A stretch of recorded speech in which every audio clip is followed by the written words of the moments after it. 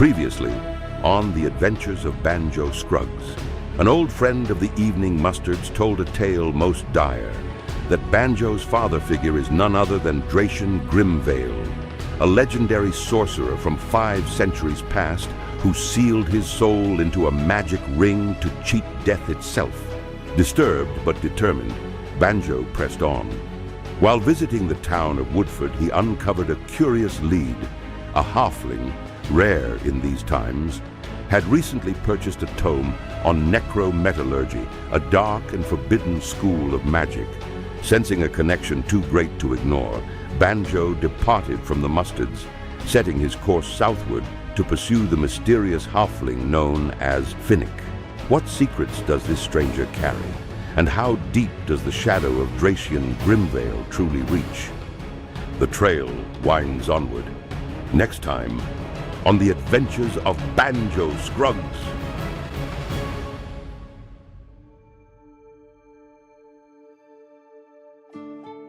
So you're looking for Finnick, who is a halfling who got a book from Giles in Woodford on necrometallurgy. Yes. He'd ridden south on a horse. So you have followed south on your trusty corgi to attempt to catch up with him. And at this point you are about a day behind and you've been following his trail. And you've been stopping off in cities. You're heading through Natsu, which is the mainland area of Wa. Yep. People have mentioned that he's passed through and you know that you're gaining on him, but you're a day behind. Yeah, okay. You ride hard beneath the red winter sky. Somewhere ahead, maybe a day, Finnick presses on. The trail is still warm.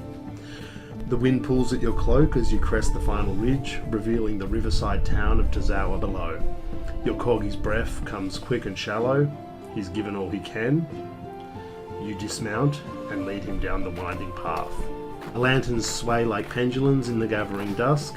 Their glow dimmed by the mists that rise off the reeds. As you're sort of approaching in, people are sort of giving you looks but not paying you much mind. It's a pretty small town. There is a tavern type building. It's a bit late at night. Not many people around. Who is around? We got any drunks passed out or anything? They seem to be, there's one outside the tavern, on the step kind of bit. Yeah. Drinking, but mostly they seem to be inside. So, do I have any coin? You have 20 gold. Cool. That you stole from Kaladin. That sounds right. Alright, I will head inside. So you make your way in, pushing open the sliding door, the small drinking house. It's quite cozy inside. There is a fire, and in the centre of the room, smoke rising up through the centre chimney there. An older woman with a kind face approaches you, bows politely, and greets you. We'll return the bow. You seek food, rest, a room. Oh, a little bit of each, thank you. Very well. She sort of takes you over to an empty table and gestures for you to wait. She does let you know that it'll be a silver for a room, and that includes a meal. Lovely. And how much for some information? Information? I'm trying to track down a friend of mine by the name of Finnick. He's a halfling. Ah, your friend was here last night. So I'm only a day behind. Yes. Good to know. Are the same people chasing you? No, I'm trying to help him. That's why I'm trying to catch him in time. Really? Did they pass through before me? He was attacked last night. Oh no. 2 guards were injured. Can you tell me some information, please? I don't Anything that'll help. It seemed there was another man after him. A halfling. With a pale face. Oh, do you have a name? But he just called him Paleface. Astute. I think it was a mask. I see. You're so kind for the information. Did he manage to escape? Yes, he headed out early in the morning. We asked him to wait until we could arrange an escort, but he was very keen to be on his way. And the guards? How are they? They survived. Are they still around? Yes, they're in the guardhouse. I might see if I can have a word with them later. Could I also arrange some food and water for my corgi trumpet? Of course. Sorts it out for you. Lovely. You sit and eat for a little bit, get some food into you. Food is also brought over for Trumpet. Once he's kind of got a room sorted, he'll If there's no one else of note in there, you probably head over to the guardhouse. Yeah, your room's kind of like a small divided. It's basically like paper walls divided. Yeah, okay, So figured as much. it's a little mat and everything. He wouldn't leave anything in the room. No. You head over to the guardhouse and find them sort of standing stoically, or whoever's on duty at the moment. Greets you as you approach. Polite bow kind of thing. Hello, I was hoping to speak with one or both of the guards that were attacked last night. He sort of looks at you, and with your insight, you could probably tell that he's looking at your stature. A very slight air of suspicion. Sure. Just before we go any further, I'm a friend of the person that was attacked as well. Roll a. It's going to be like persuasion. Yeah, for sure. Nat 12. Yep. 15. Quite confidently, you have a very sort of sympathetic tone in your voice, and you come across as very concerned in your demeanour and all that. Come in, and he tells you that Tatsuya was attacked, and he's here now. He's sort of sitting, resting in the guardhouse. Physically, how's he looking? His arm is very bandaged up. Yeah. Other than that, he doesn't seem to be... He's got a cut across his face that isn't too severe. Will leave a cool scar, though. Yeah. But other than that, his arm is cut up and it's bandaged. Okay, so slicey. He seems to otherwise be okay. Mr. Tetsuya, sir, I'm very sorry to see your wounds. Looks up at you. He got the better of me. Look, I was just hoping if you could give me information. I'm a friend of Finnick, the other halfling that was attacked. Well, I don't envy him if that man is after him. Yeah, it's been hard chasing him down, being chased and all. Can you give me some information about the attacker? The attacker I need to know what I'm getting myself into. describes someone, possibly a halfling, possibly a gnome, kind of around that kind of height. Yeah. Wearing red clothes like a jester, with a pale face mask, like it's a white mask with black paint on it, of a frown. And he has a curved blade, just a single weapon. Yeah. This person was able to create illusions of themselves. They appeared to be in places that they weren't. Yeah. They seem to move around in an unnatural way. He sounds very formidable. And your friend, is he alright as well? He'll be okay. He's home with his family. I won't bother him. Tell me, what happened to the assailant? He just disappeared into the night, or? Yes. Seemed that he probably doesn't deal as well once people are prepared for him. Once we got more guards on the scene, he was nowhere to be seen. Crazy. And my friend, I heard he left this morning. He left early in the morning. We wanted to give him an escort at least to the border, but he insisted on leaving early and getting the daylight. Trumpet better get a good rest. You head back to the inn and get in a night's rest, as well as... You'll go bed early, rise early. Yep. Might ask the keeper, the lady, how far a travel Puddle Puck is. Yeah, so that's probably a full day, I would estimate. Okay. Something like that, say a full day. You are well fed and rest through the night. You awake in the morning, and where you are is basically... It's winter, so it's kind of cold, but these are just paper walls. You've been given lots of blankets, and there's like a paper wall with like a small sheet that pulls down over like an opening. But outside, as you awaken, you can see that there's someone right outside the wall of your domicile. It's still dark because of winter. Obviously, the sun doesn't rise as early. Someone's standing right outside. How tall? 160 centimeters. How accurate. And do I have windows? There's like a bit of paper, so you're basically seeing a silhouette. Yeah. There is like an opening that has like a paper drawn down, and you could move that aside and look. Yeah. If you wanted to. Can I try and stealth / sleight of hand? Yeah, we'd probably call it a stealth check. Okay. So you get advantage. I do get advantage. 8 to 14. So you manage to move it just very slightly, just enough to get a glimpse, and you see a young girl wearing samurai armor. She's got black hair. It's quite neat. Her armor is worn, but well maintained.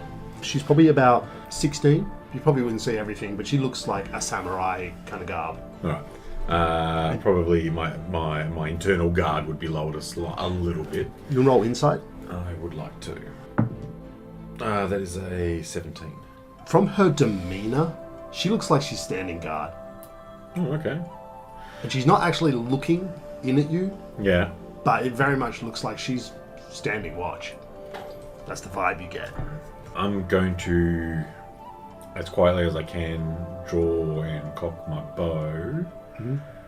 Point it in the general direction, but not right Yeah. teetering. Just sort of ready. Just ready to quick draw kind of thing.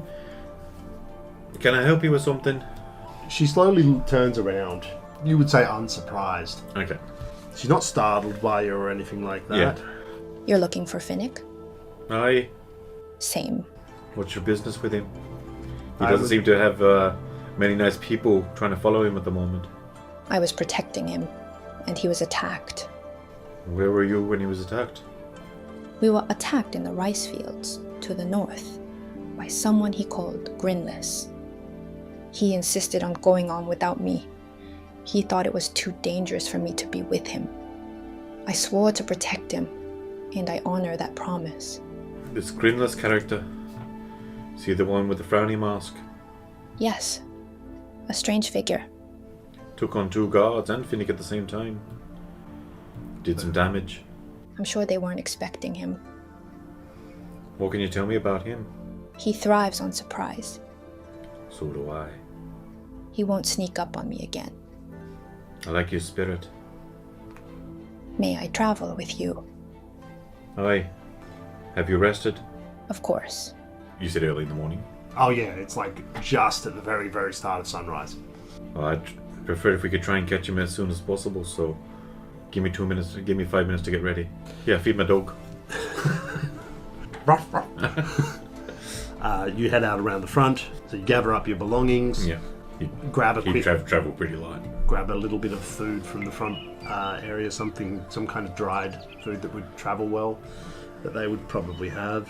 Head out the front and you see her standing there with a horse, small by normal standards, but for her For her stature, stature and size, yeah. appropriate. It's a black horse. As you approach, she introduces herself My name is Mocha. and she bows. I also bow. Yep. Bunch of scrubs. She sort of hesitates for a moment, a little bit, sort of. You heard of me. She says, Mocha Matsuda. she was taken off by you giving her food. Can't help it. She gets up on her horse, ready to travel. Hope you can keep up. She looks at the little legs. Dude, Trump has got fucking legs, man. He's a war corgi. It's got to wind him up and he goes. You guys start to make your way off. I'm assuming you're happy to go to Puddlepuck. That was my next stop. Puddle Puck it is. You start to ride off. If there's any more things you would like to ask. I'll probably just ask, how did she actually meet him? He hired her, or she's doing the favour, or... I was traveling north of here, through the rice fields. I saw him running on foot. Grinless was close behind. If I hadn't intervened, he would have died then. I swore to protect him. But after I helped him get a horse, he took off in the night. Was he travelling light? Yes, he only had a small backpack. He kept looking over a book. I didn't get a chance to read it. You guys continue to ride on as you are approaching the border. 5 riders approach, armed with mismatched spears, old blades, and rusty breastplates. The leader in the centre holds up a hand as they approach, as if for you to stop. Comply. He's got a large scar across his neck. Oh, gross. He's somewhat dressed like samurai in that kind of garb, but it looks very mismatched. Human? Yes. As he approaches, travellers, you approach the Nerg border. Patrol tax is in effect. 15 gold per head. Pay and you may pass in peace. Mocha sort of And I'm looking over you. Does that sound right? No. No. It's a small fee for your safety. No, it's not. I only got 15 gold. I'm afraid you will not be able to pass. Yeah, we're not paying. Well, then we will have to detain you. Under whose authority? the Shogun.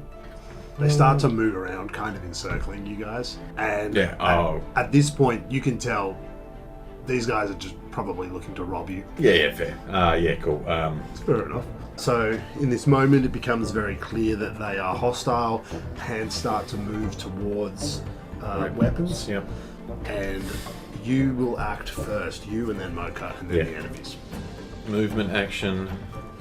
First action shoot number 1, I'm assuming, was the talker. Yes.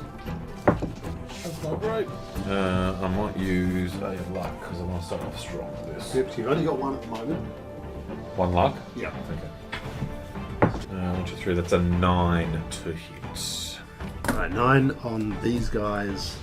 Hits by 1, their defense is 8. Shit.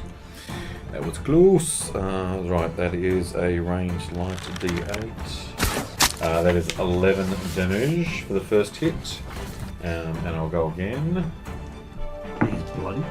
That is a 9. That hits by 1. That does 2. Double ones, 5 damage. That's... So Mocha goes next. Yes. At the start of an action, she can choose a stance. Yes. And then after that, it costs an action to change a stance. Yes. So she's going straight into Tiger Stance, which Nice. gives her plus to hit and plus 2d6. Yep. And then she's going to use Honourable Duel. She says, Stand and fight me. and she gets advantage. And she's going to attack. Not great rolls, but it's enough. 11 to hit. So her damage is 2d10. She basically walks up and very honourably slashes this guy's stomach open. Falls to the ground dead. He's gone. So she moved probably 15 feet. And she's going to continue to move up to the next one. She's got one more action. Slice and dice girl. Technically, she'd have disadvantage attacking someone else. Yeah, so she is going to attack with disadvantage against the next one. Well, 5. 5 plus 6, so that's 11 to hit. Still a hit. So against number 2, oh yeah. Yeah, that's it. 14 plus 5, 19 points of damage on number 2. She's brutalizing these guys. Yeah. She's actually level 4 because I planned on you leveling up Yeah. afterwards, and I just started her. Oh, she's more a warrior. And then it is their turn. Mm-hmm. So I'm just going to do these two. Mm-hmm. So first attack is a hit. I'm just going to roll the attacks. And a crit. So the first attack... Oh, shit. Okay. She's going to use her reaction to reduce that by 2d6. Oh, for a 6. Wow. Nothing. That does no damage. Excellent. What a parry. Then Nothing but armor. Yeah. Then the crit comes in, which is... Should have saved it for this one. Oh, but that still did a fair bit. Yeah. 16 points of damage. Pretty nasty shot with the second attack there. And then 2 attacks from the next guy. That, so it's a miss. That's a hit. 9 points of damage. This one's going to move in, and this one's going to come for you. Yeah, so I he's figured using one would. a movement and an action. Okay. So one Do more. her first. Yep. Oh, that'll do it too. One hit and a crit fail. Cool. 1 attack on you. 3 plus 3. Oh, you missed my small stature. Shorter than I thought. Straight over the head. Alright, that Dooked. is the enemy's turn now. It is back to you. Alright, free action change to the short sword. Yep. Bloodied there. Alright, well, hang on. I'll save my free action for the moment. First, I'll do a bow shot into 2. Oh, okay, gotcha. Fuck off. No, that's a miss. It's quite a bit. What's the total? 6. Yeah, that'll miss. And free action change over to bow. Let's change over to sword. 10. 14. Oh, yeah, definitely. Oh, remember, you have opportunist on the first round. Chance in the first round of combat, your attacks crit on a natural 9 or higher. It's not first or second round now. Yeah, but... Oh yeah, no, I did see that, but I didn't get it. I didn't get Okay. 9 or higher. That's 8 damage to number 4. That's your turn, is it? Yes, that's me. So she's going to swing at number 2 because he's looking pretty rough. Alright, she gains a luck. Ooh, that's not... that is both good and bad. Well, that's... yeah. So she's going to attack again. The silver lining of the natural one. Oh, Natural makes it 20. up. She's going to behead this dude. So she's attacking that guy. So she's level 4. So she gets 4d6 for that. She's in tiger stance, so I forgot to add this last time. She Shit. gets 2d6 for that. So this is kind of like her equivalent of your cheap shot. Yeah, absolutely. Wait, if I do a cheap shot and a crit, Yeah. holy crap. So you're adding the The 3d6 for your level, 3d6 plus 3d6 for the... Yeah, cheap wow. shot. So I'm designing it around making you feel powerful. Yeah.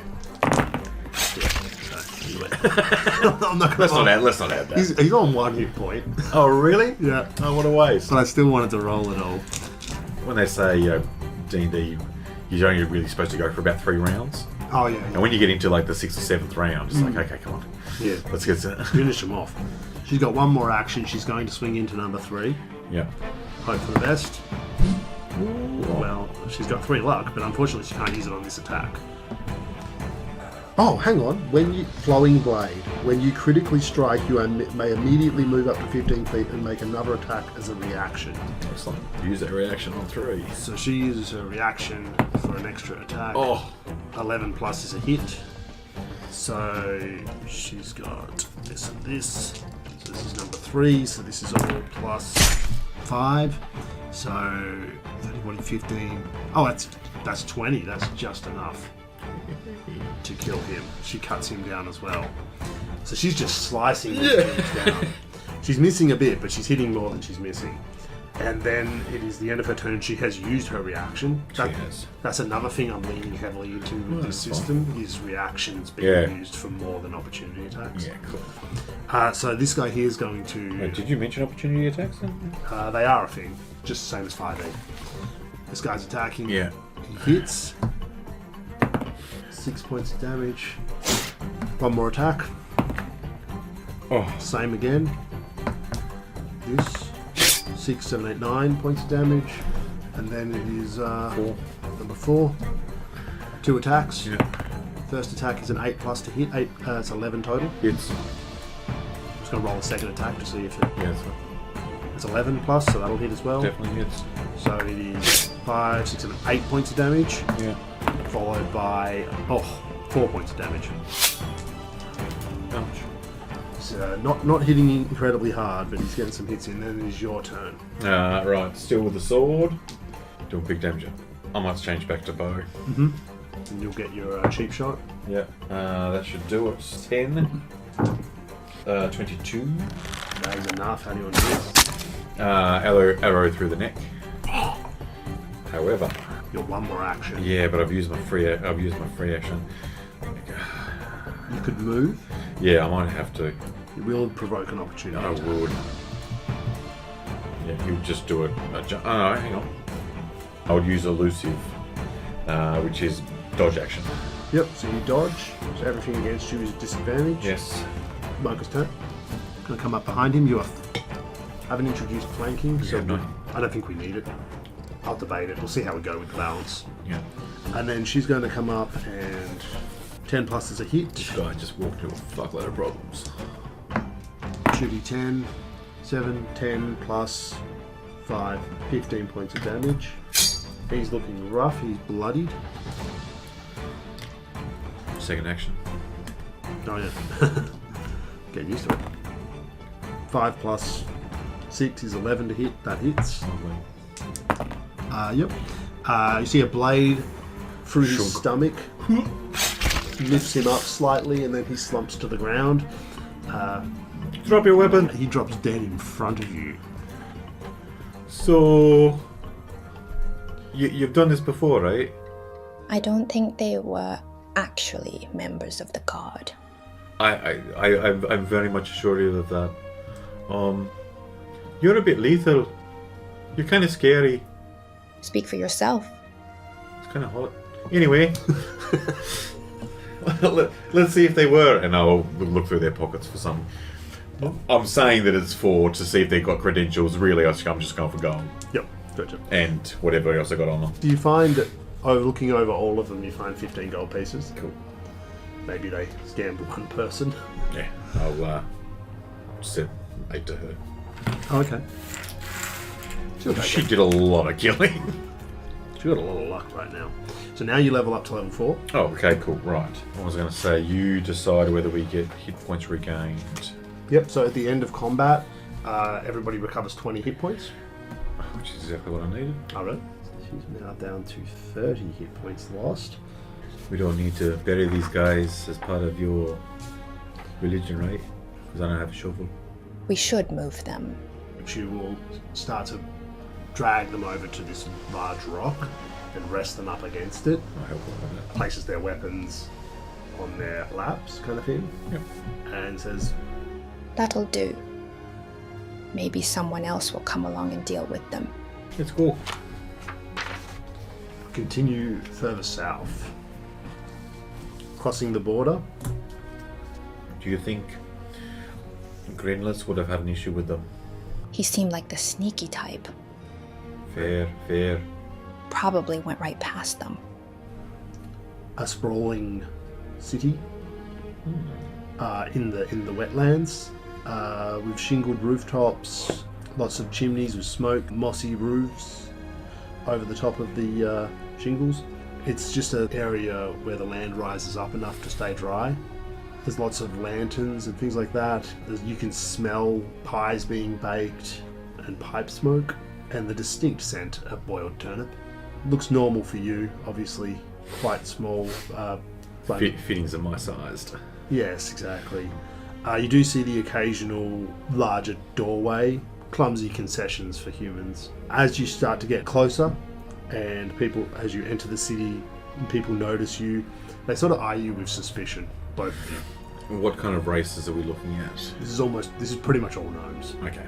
You don't see any halflings. You do get the occasional polite nod as you walk through. You would notice quite quickly that every child is escorted by an adult, Okay. and they're all being held by the hand. We were, if we can just ask someone passing by.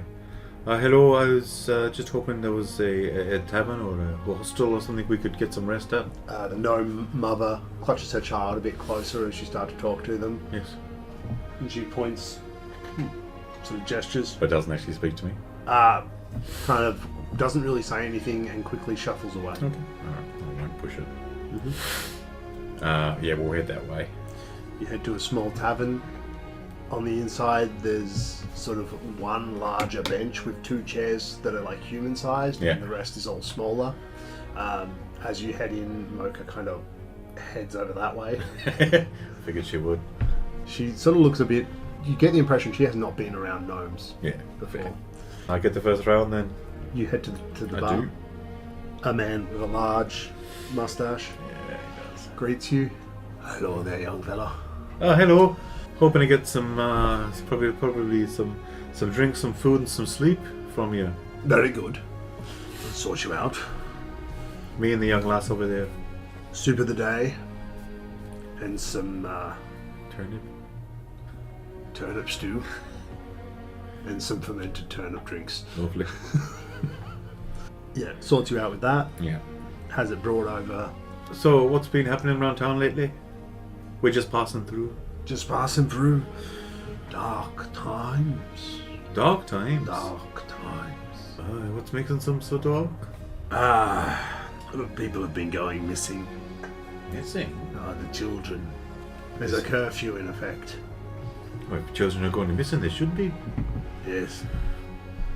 Kids have been wandering off in the night. But All of us.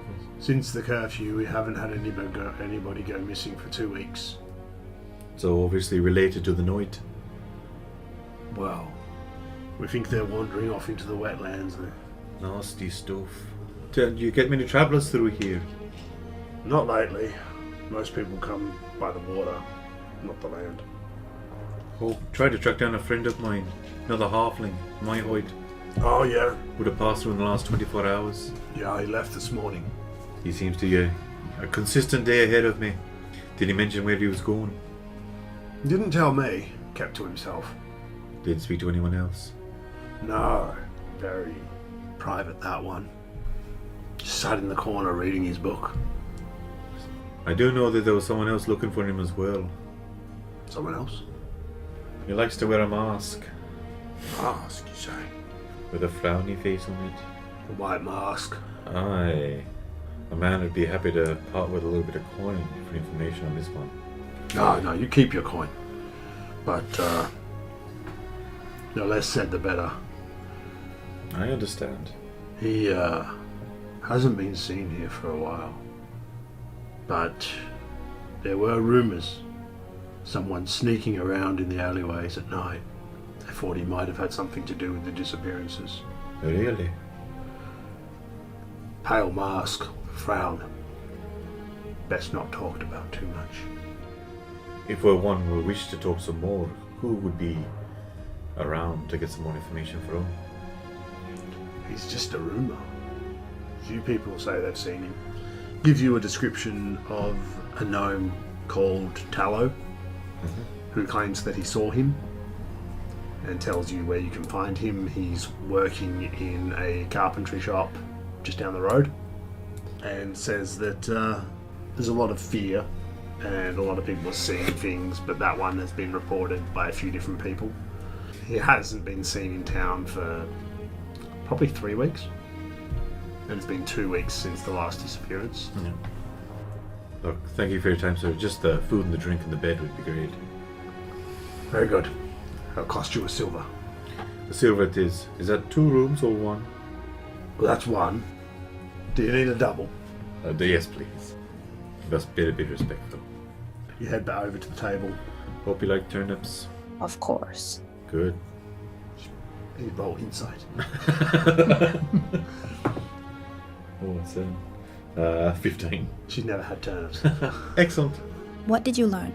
So it looks like Finnick passed through about 24 hours ago, so we're not catching him, but we're not losing him either. Unfortunately, Grinless. Looks like there's some rumours that he's been around here as well. Children have been going missing.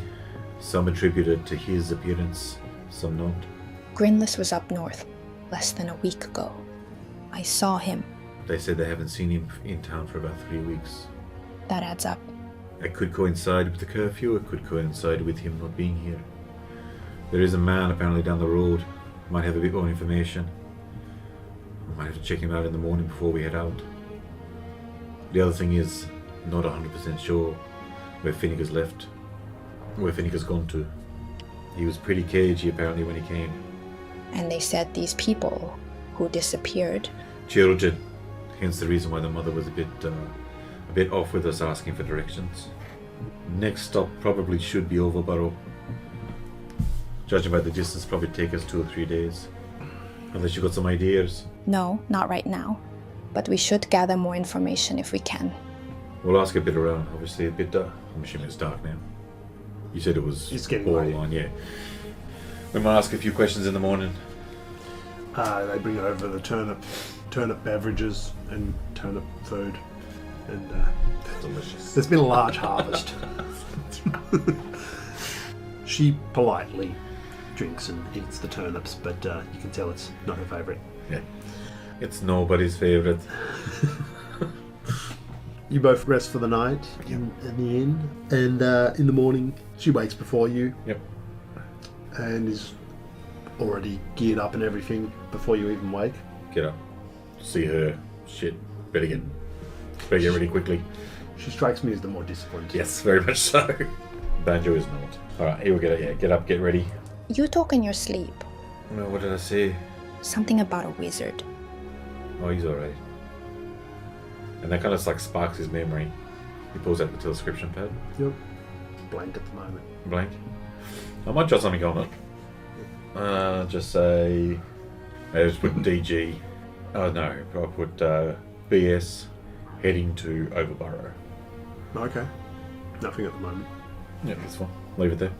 It disappears when it gets red. Yeah. Yeah. Still on there at the moment. Yeah. I'll put it away. Okay. Head downstairs. Do you sell rations here or? I've got some dried meats Love to grab some from you. and dried turnip. We'll stick with the protein at the moment. Very good. Question. Overburrow. Quickest way to get there. Just down the main path.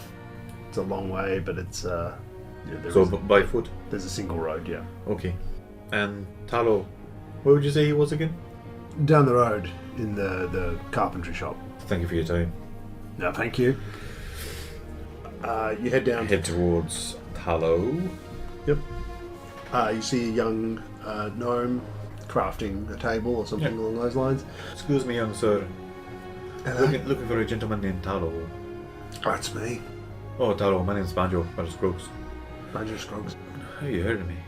No, just then. Just then. I was hoping to speak to you probably about something that should be mentioned in a bit more of a hushed tone, away from open ears. It's just me, you, and your friend here. Gentleman mentioned that you had a bit of a sighting with a man with a pale mask with a frown on it. Oh yeah, I did. Hoping to gather some information about him. No, I saw him a few weeks back in the alleyway, Which alleyway?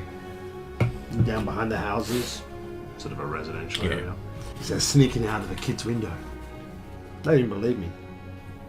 Was he carrying a child? No, Was he putting one back? no, he didn't carry anything. We had a sword Oh, that's a bit brutal. with no blood on it. That's good. So you obviously got a decent look at him. Yeah. And then he disappeared. In what way? Well, like, he sort of did a twirl, and then he was gone. Like he folded in on himself. Oh, what? Yeah. So he's a bit of a magic user. Yeah. But Did anyone actually believe you though? not really. Oh, okay. But, well, there's a few people have seen him. They believe me, but their stories are pretty similar to mine. I think he's got something to do with the disappearances. The kids are heading into the wetlands. I think you might be right. One of the kids, we stopped him as he was leaving, and he was talking about songs in the tower. Which tower? I don't know. Something. That's all we got. Are you aware of any towers around? No. But the kids seemed to think there was a tower in the wetlands. Do you know what kind of song it was? Just said songs in the tower. Look, Talo, thank you for your time. Yeah, they're heading south. Was there any... Is south along the path? No, So south into the brush? into the wetlands. Crap. Oh, thank you for his time. Yep. I'll look at... okay. A year for Finnick, because I'm inclined to go look for these kids. Well, where did Finnick go? I honestly, we don't know. The trail goes cold here. One would assume he's going to Overburrow. He never mentioned Overburrow. There's not too much else around.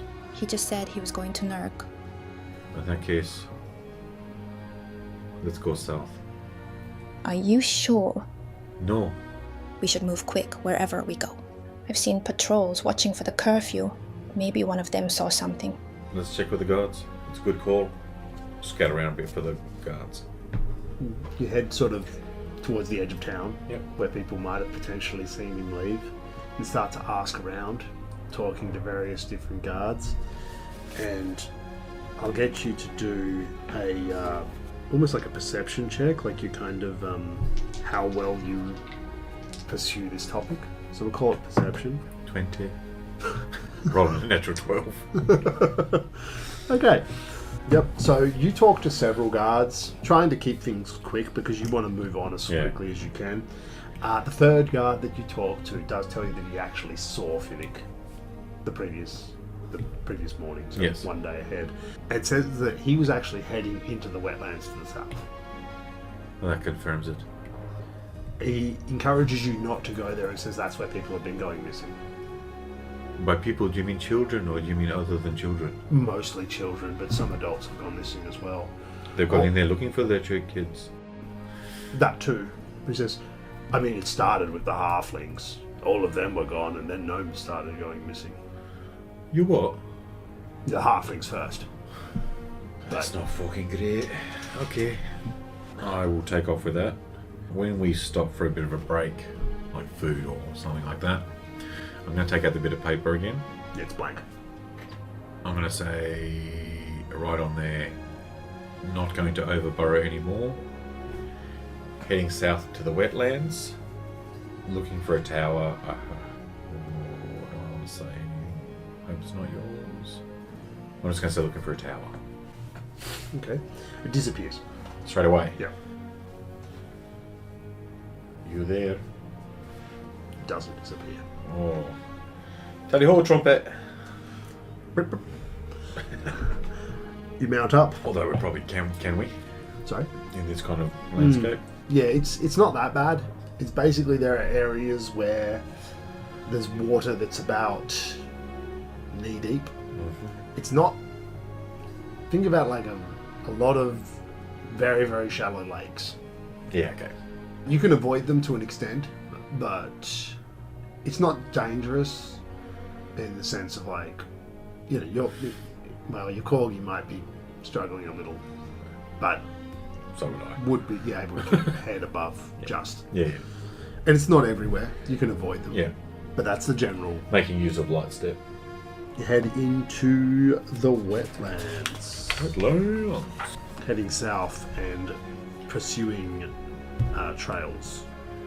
Get into the wetlands, start to make your way through and start searching for signs of anything, Yeah. quite frankly. You can hear insects, but they're not around you in this general area. You can How's your tracking, Morka? This isn't my usual terrain. Fair. Probably would be easy to avoid being tracked in this area. You do not find signs of Finnick, but It's alright. you do find signs of many little feet. Excellent. That's kind of more what I was looking for. They're webbed, Oh. and you hear like a light splash not far away. In this moment, you start to see that you're not alone. You see small green and yellow creatures moving around. You familiar with these Frogs? frogs with fucking weapons? No. You guys go first. You can roll a nature check if you want to know what they are, which you already... I don't know if your character's already fought these in this campaign. Can't remember. Well, we did fight Grant, but I don't think it was. I honestly can't remember. Yeah, just roll a nature. 4. Not right. I'd say that Not wrong luck. we're just going to assume you don't know exactly what they Yeah. are. You did the front, I did the back. And as you start to walk off, in this very moment, you see something in the water just in front of you. Like what? A body. Oh, dead. Yep. What does it look like? It's face down. It's about gnome sized. Okay. I'll show you.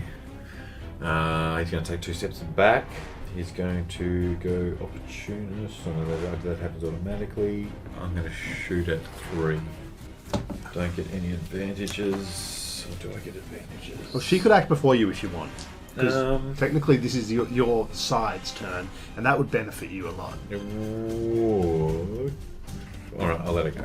Okay. She will do her first round ability, which is Honourable Duel. Yes. You're going to duel this guy. 1. Just going to move up to him, Stand and fight. and she's in Tiger Stance, and she's going to attack. 8, which beats their defense of 7. Sweet. They're not too hard to hit, these ones. 2d10. Frogs. So this is all she's getting. I'm just making sure when she gets this first stance. 12, 18, 19, dead. Thanks. She just walks up. These things are like brandishing weapons and looking aggressive. Yeah. So it's not like she just went up and just... Did that kind of waver them a little bit? Was she kind of one shot? Yeah, so despite having weapons, they seem quite animalistic. Okay. They seem aggressive, and if anything, they look to swarm at this point. Alright. Second attack. I know you did 2 and 1. Oh no, it was with advantage because her right. first round ability. She will move over to the next one with a dash, Okay, cool. and then it's your turn. My turn will be cheap shot on 3. Opportunist. This is gonna be fucking brutal. Oh, you got a crit. Yeah. So 16-6 because of both. This many. Plus 4. That's Oh, pretty I've nice. got 2 7s. Yeah, I've got 3 6s. Yeah. you've wiped this guy out. Yeah. I want a little bit of a puff of explosion. And A bit trivial. I might go for 4 for the second. On that one. You gain a luck. They get just enough movement to get up to her. You can jump over. So they're dashing. Yeah. So these two dashed, this one didn't. So, first of all, attack on her. Yes. So the one that moved, So 5 gets 2. natural 12. And second attack, natural 1. Truly balanced. Yeah. 11 points of damage plus 2, 13 points of damage. 3 plus 2 is a miss. This guy's going to attack you once. Yeah. Miss. And then she'll go next. So she no longer has the honourable duel. I just need to remember if she crits, she gets extra stuff. So she's going to attack number 2. With an 11, that's a hit. 25. That was one attack. And she's going to attack. That's right? Yeah. Oh, Sorry. I'm sorry. Crit is that Banjo's much. not really a fighter. No, there's no point. She destroys this guy. That one's dead. Now, because she crit, She can move and hit. yeah, so she's got flowing blade. Yeah. She can move up to 15 feet, which, Should be enough. yeah, that's 15. She can move up to 15 feet and make another attack as a reaction. 6 plus, that'll hit. That'll hit. And I'll also do backstabs as a reaction. Oh, yeah. Get it in before it's dead. Yeah. How'd you go? That was a 10. 10 hits. Do you want to roll damage? Yeah. 13 damage. Yep, that's pretty good. So she sort of starts to step over, and this is all happening like very quickly. Yeah, around yeah, you. yeah. She's slashing these down. She walks over and sort of slashes this one in the back of the legs, and it starts to fall lunging with a dagger towards you. Yeah.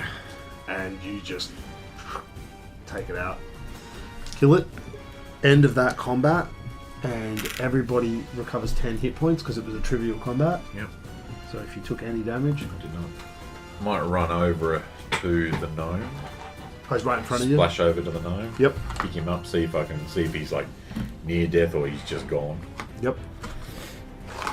So basically, has been there for quite some time. Yeah. It's a young boy, probably weeks. Yeah. No belongings, wearing pajamas. Yeah, okay. As I look up and see this thing. Yeah. So basically, as you've been distracted with the body in the Yeah. water, you look up, and this thing's kind of moving over, and it's just it's probably not quite as big as that to scale. Yeah. But it's pretty damn big. It's probably 9 feet tall.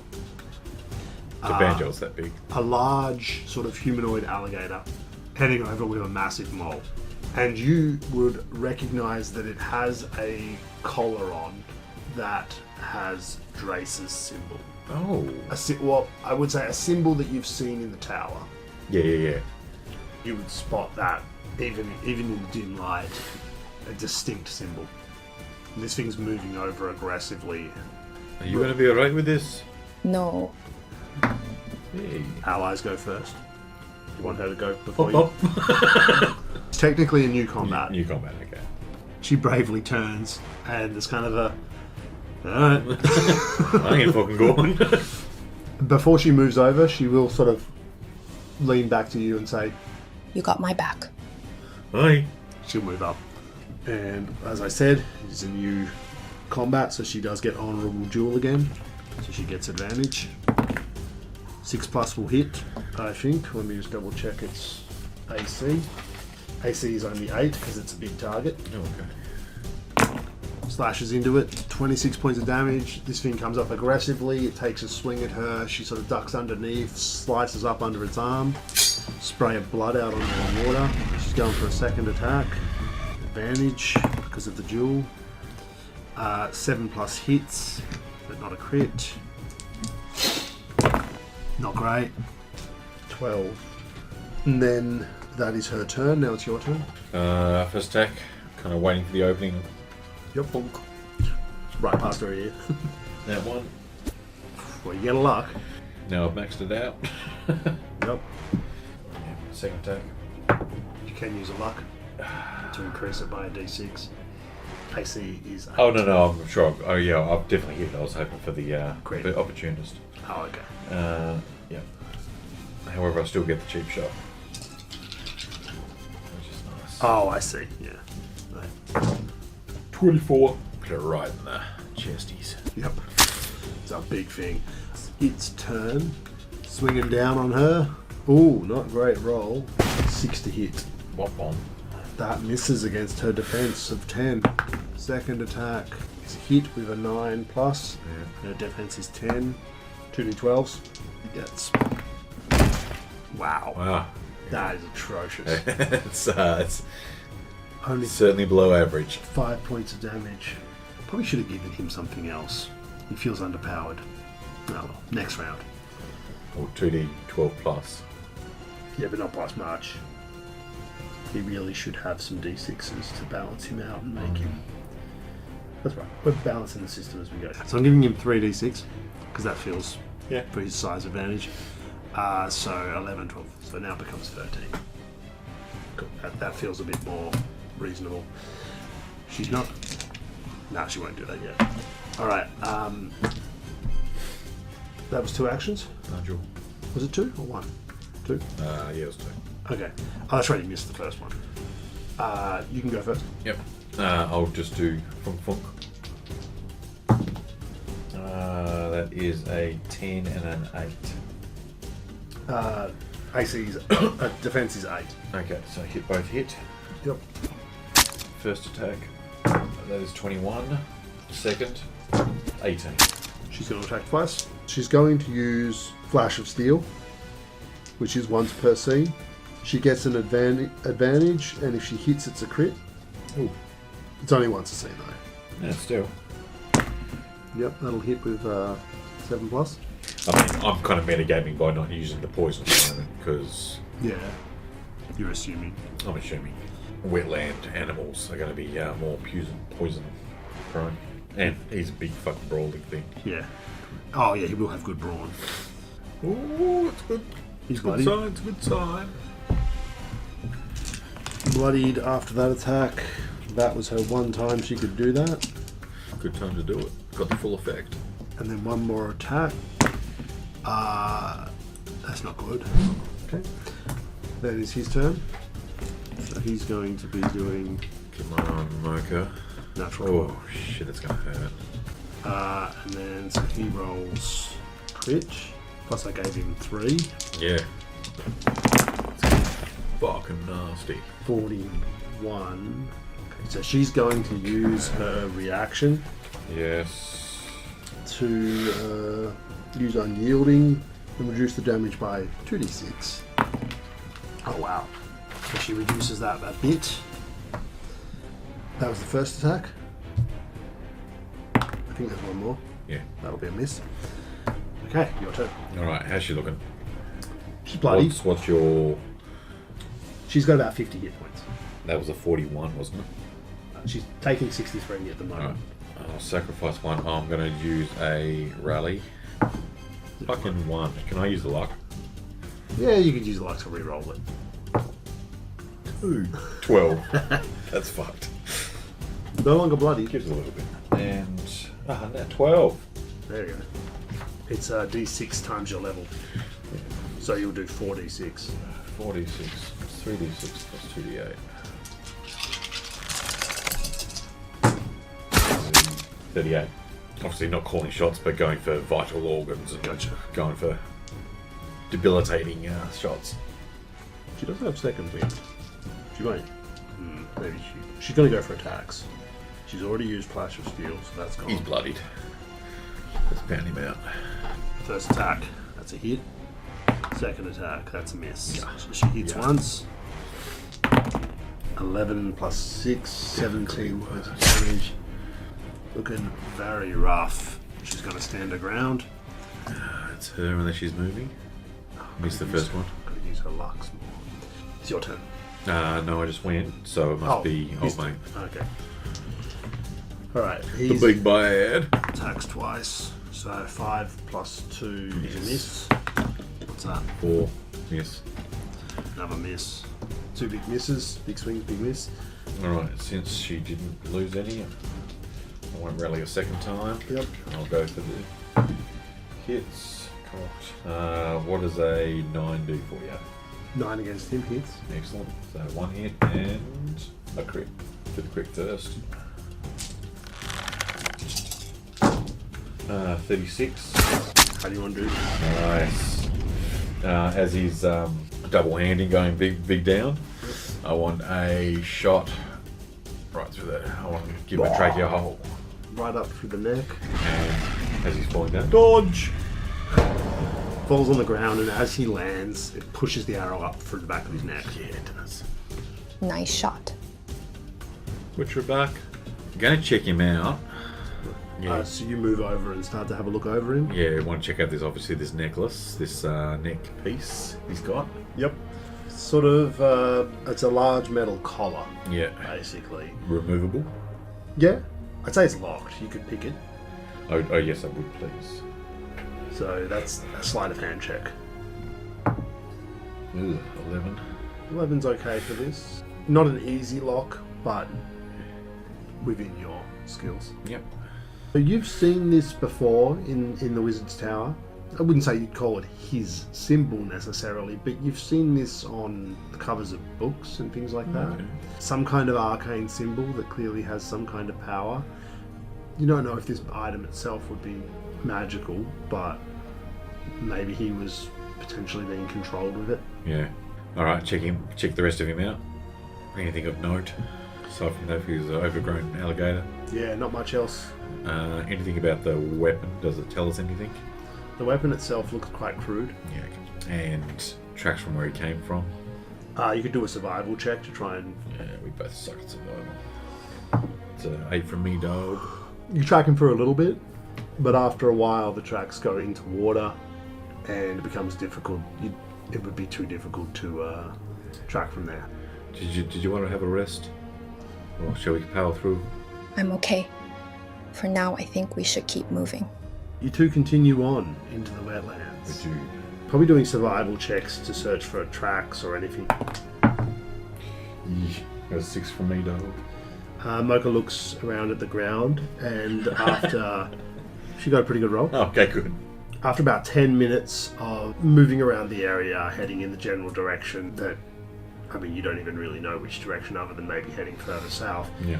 Mocha does identify some tracks that look recent, halfling sized, sort of plain boots.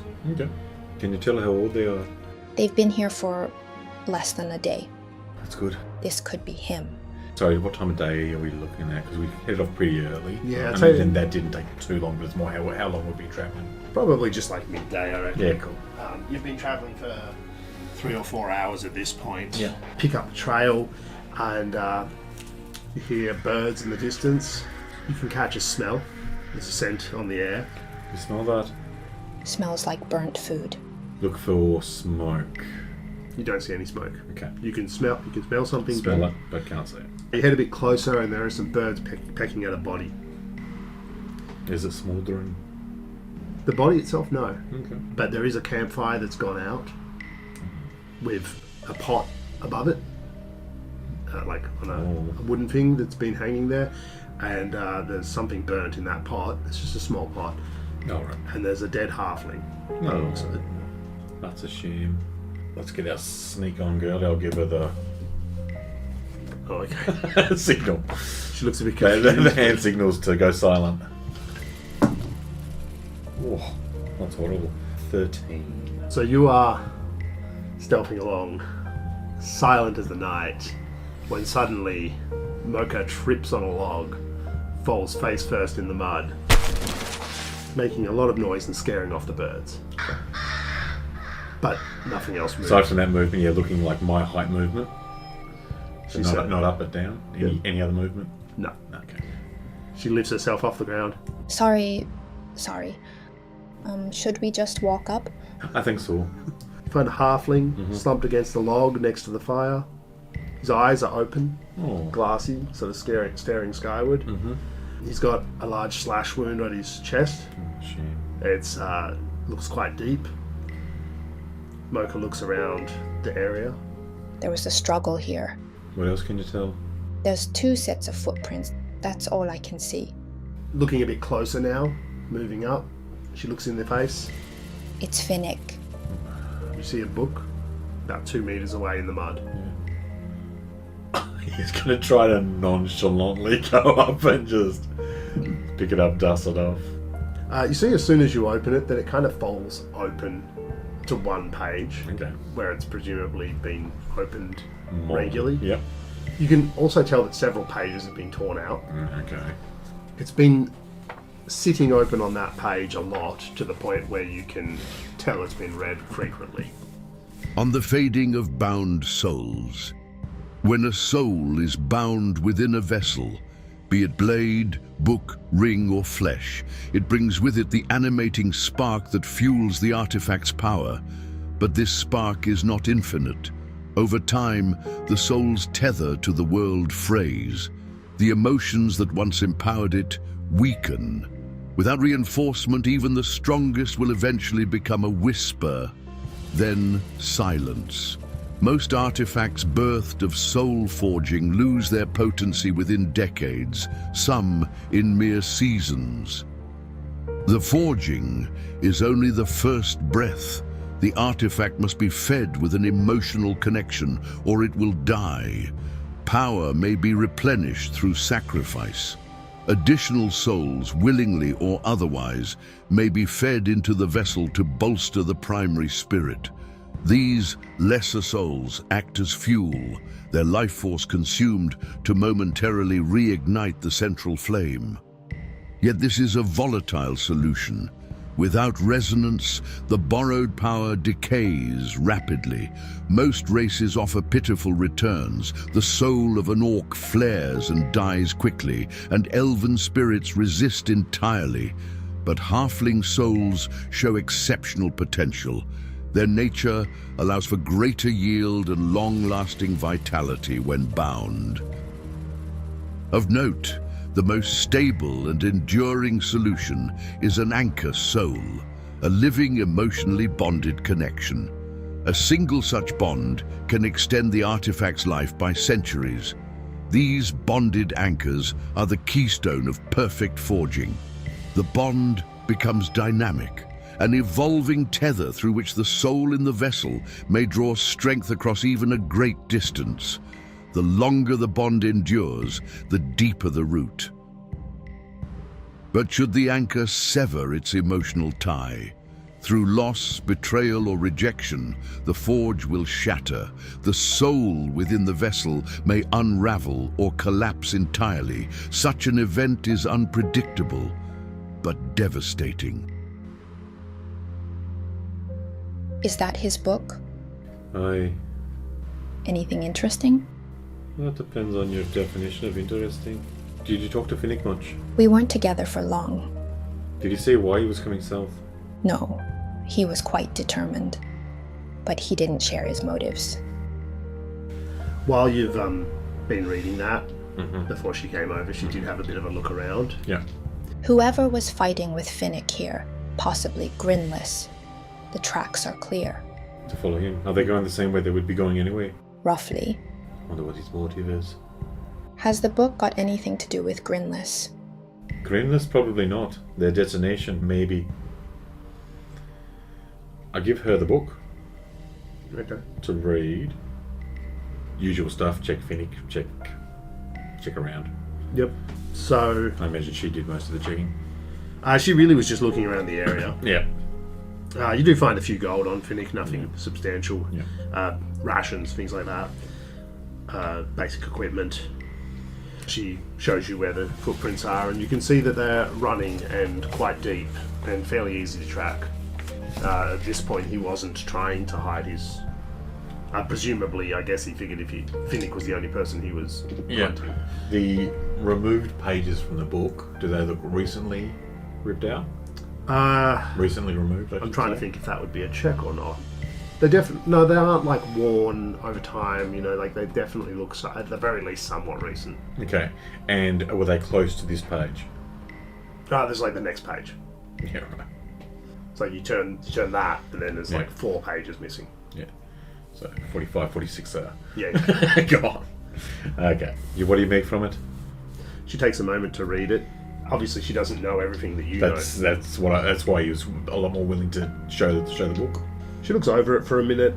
With her limited knowledge of the situation, she does start to wonder if Finnick had some kind of connection to somebody that was tied to this, or if he was tied to it, to somebody, to some kind of bound soul. Yeah. But she doesn't have enough information to provide any real insight. Would you start to walk in that direction? Yep. Following the tracks. Before long, in the distance you do see the tower. It wasn't visible further away. It's like it rose from the horizon a lot quicker than it should have. Yeah. It's both not as you remember it, and it also is exactly as you remembered it. Black stone at the base, tapering into fractured turrets and warped buttresses that spiral like broken fingers. Vibrant colours swirl around the tower like an aurora, and you can hear music unfamiliar to you. It's the sound of a large pipe organ from deep within the tower. Yeah. It's definitely Trace's tower, but it's familiar and not. Okay. You ever seen this before? The tower? Yeah. No. Is this what we're looking for? It's what I've been looking for quite some time. I grew up in this tower. Spooky. Damn right. But it wasn't until a wee young halfling like me. I'm just not sure what we're going to find in there. Grinless. The tracks lead to the door. Oh, there's much more powerful things inside than a assassin. I'll follow your lead. I just wonder whether where excitement would get a hold of him and you just run up there. It's been a while, he probably would. He'd go up. Yep. Arms open. You run open and open the large double doors. You see dark mist inside. It's not familiar to you. A river rolls before you inside the tower. I've not seen this before. No, you haven't seen this. So you see, like, basically where you would expect just a normal interior room. Yeah. There is the stone sort of gives way to a wooden dock, and then there's a maybe not quite as big as this boat, a boat large enough for like 3 people comfortably. At the dock there. Let's go. There are 2 oars. You and Mocha get into the boat. Yep. Is this normal? It isn't, is it? It isn't. I've never seen it before, but like I said, the tower is very powerful. You two begin to row. As you move further away from the door, the music fades. Oof. Above the ceiling, where you would expect to see stone, is stars. The water is fairly calm at first, and then after a while, you're sort of going well and truly beyond the space that this tower should have inside. Yeah. Figuring you've just got to follow this. We're kind of stuck in the motion. The water starts to move, Okay. a bit disturbed. At first you see like hands in the water, and then figures start to rise up, coming from either side. Their faces are kind of like blurred. Some kind of faceless figures. They kind of like move in the kind of stretched spectral beings. They look like they could be halflings. But they look very aggressive. You guys go first. Now, would you like Mocha to act first? No, I would like her to act first. So these figures are sort of moving in a very aggressive way, and she has pulled out one of her katanas, or her katana. Yeah. She sort of looks over at you, I don't know. These spirits seem angry. and she's going to slash at them. She's a bit slash first, ask questions later right now. So she's going to attack this one. Now her katana is a magical weapon. It's a +1. Nice. So it does not do half damage. 15 plus 5 is 20 points of damage. And she is going to attack again. 2 plus 5. 7. Their defense is actually 7. They're not too difficult to hit. Lovely. She's slashing again. Oh, 20. 5. 45. So she's sort of moved up towards this one on the side. Yep. Oh, she's a bit heavy. Shh, don't say that. She's very Not to a lady. So she's got Flash of Steel back though. He's going to shoot chains. 15 to hit. Oh, definitely. Now, because I've got the... That's as my... Is it my favoured weapon or... Your +1 is a magic weapon. It is. Okay, in that case, that was that one. So you crit. I'll do it. What did you roll? Ah, no, hang on. Yeah, what's that one? What's that skill? That's right. Opportunist in the first round. So yes, it is a crit. Which means... D6 per level. So you get 4d6. 4d6 plus 4d6 plus 2d8. Plus 4. Arc. Plus 1. 32 damage. Decent. That one is definitely Jesus. starting to fade. I got some hit points. Winning that one. You do get a luck if you don't have 3. I am not sure, so I'll just give myself a luck. Well, when you start a session, if you don't have any luck, you gain a luck. Okay. So you would have at least 2. So we've got 2. That is movement and 2 actions. Alright. This one's going to move up to you. Okay. I think we pissed him off. It's going to use 2 actions to rend your soul. Oh. Actually, it's Oh, going to no. move this way and it's going to get both of you. Ew. So it's a mind save, DC 10. Oh no. No advantages there. Oh, 9.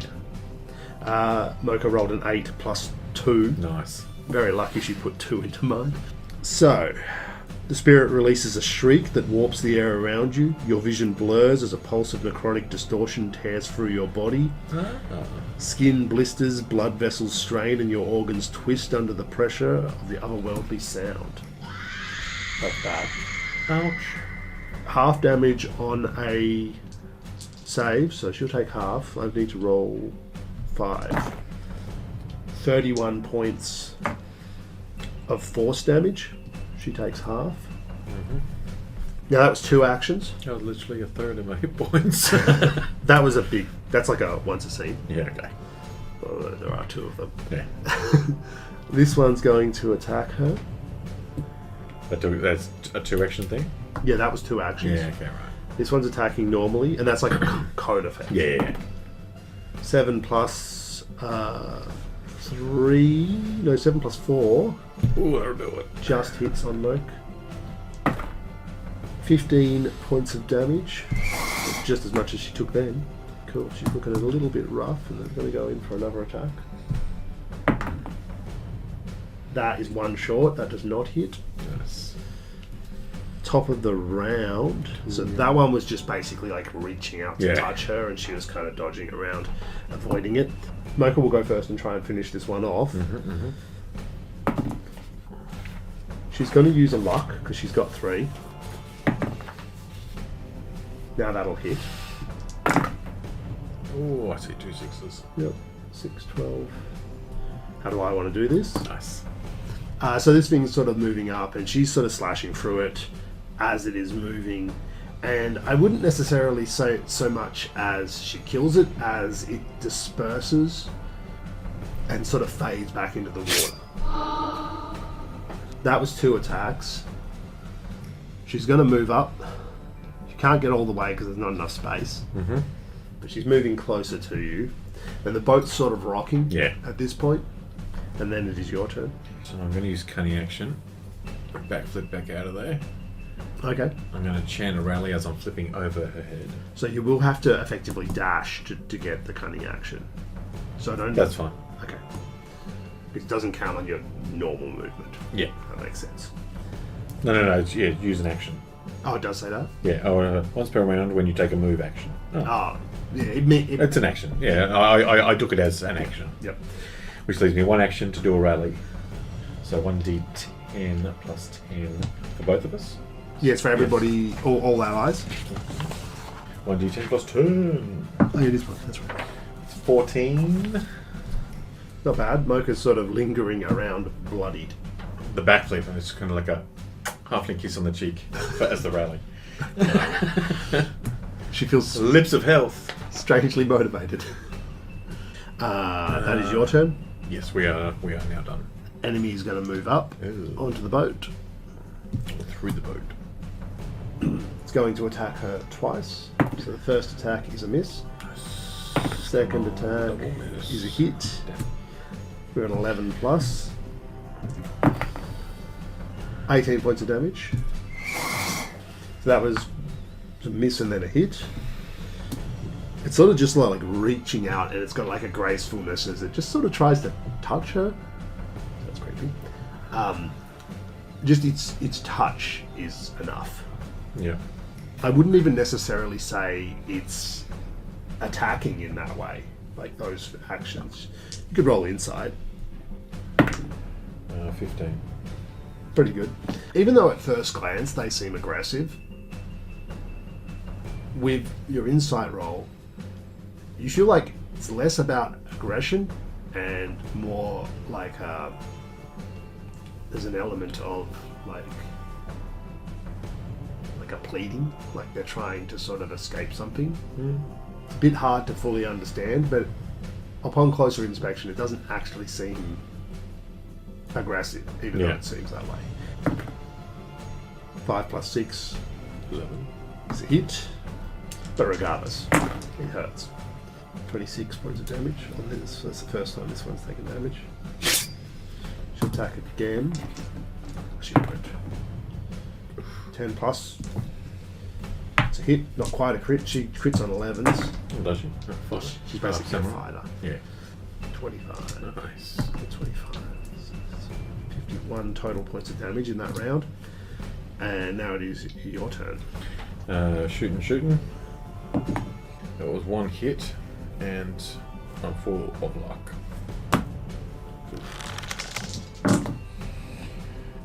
27. He's bloodied now. Yeah, he is. You right, Mocha? Just about. She actually has an ability where if she's under 15 hit points, she gets a whole bunch of buffs. She's aiming for that. It's called Probably not the last fight. it's called Kishikaise, which is like a Japanese saying. It's like returning from death. Yeah. So if she's nearly dead, she gets all these buffs. Oh, I gotta take it. That's a crit. She's level 4. 32 points of damage. 32 points of damage. Was that her first attack or a second? Wait, did that thing go? Yeah. It did damage to her. Okay, cool. That was her first. 8 plus is a hit. It's pretty good. 31. This thing looks like it's just about done, but it's your turn. That is a hit, and I might as well luck that one. Ooh. That is a 10. Oh, so you added d6 to the roll. Oh, I apologise. So Shit. what was it? It was a 2. So 2 plus... Oh no, I haven't done the d6 yet. Oh no, but... So at the moment we're sitting at 7. Yep. 5. That'll get. 2 hits. First hit. 30. How do you want to do this? Oh, nice.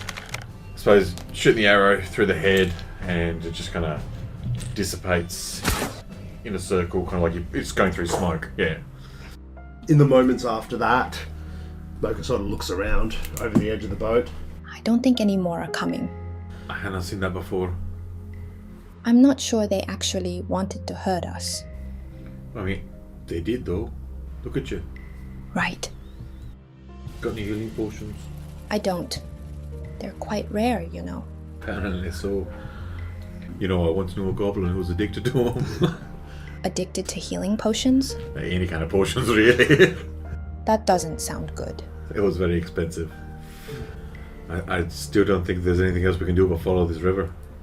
End of combat. Everybody regains 20 hit points. Nice. Back up to full. She's not. Can we rally after the fact? Is it? Oh, yeah. You can, but you might want to. Don't need to. They have benefits in combat. Yeah. Oh, do they do? Well, like if somebody's on 0 hit points, Oh, I can rally rather than. the rally gets rid of the.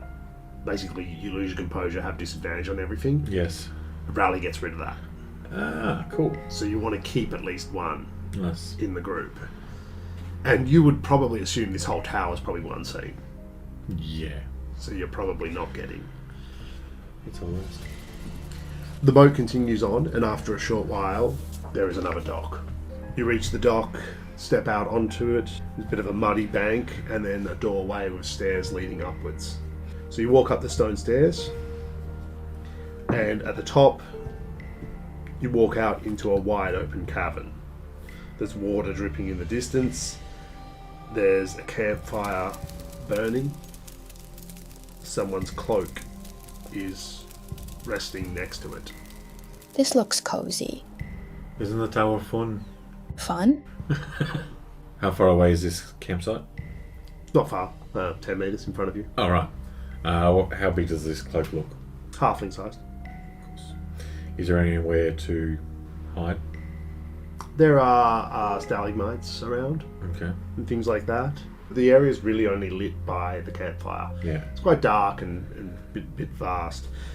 You don't, other than the dripping water, you don't hear anything else. You said Grimless was all about the surprise attack, yeah? Yes. Best tread carefully. Stealth's not really my thing. You know shit. Do you want to hang back a sec? And I'll get my stealth on and move forward. Okay. That's 20. Oh, that's a 19. Ah. Still pretty good though. Okay. So you stealth around through the area, and the whole place is just an empty, dark cave.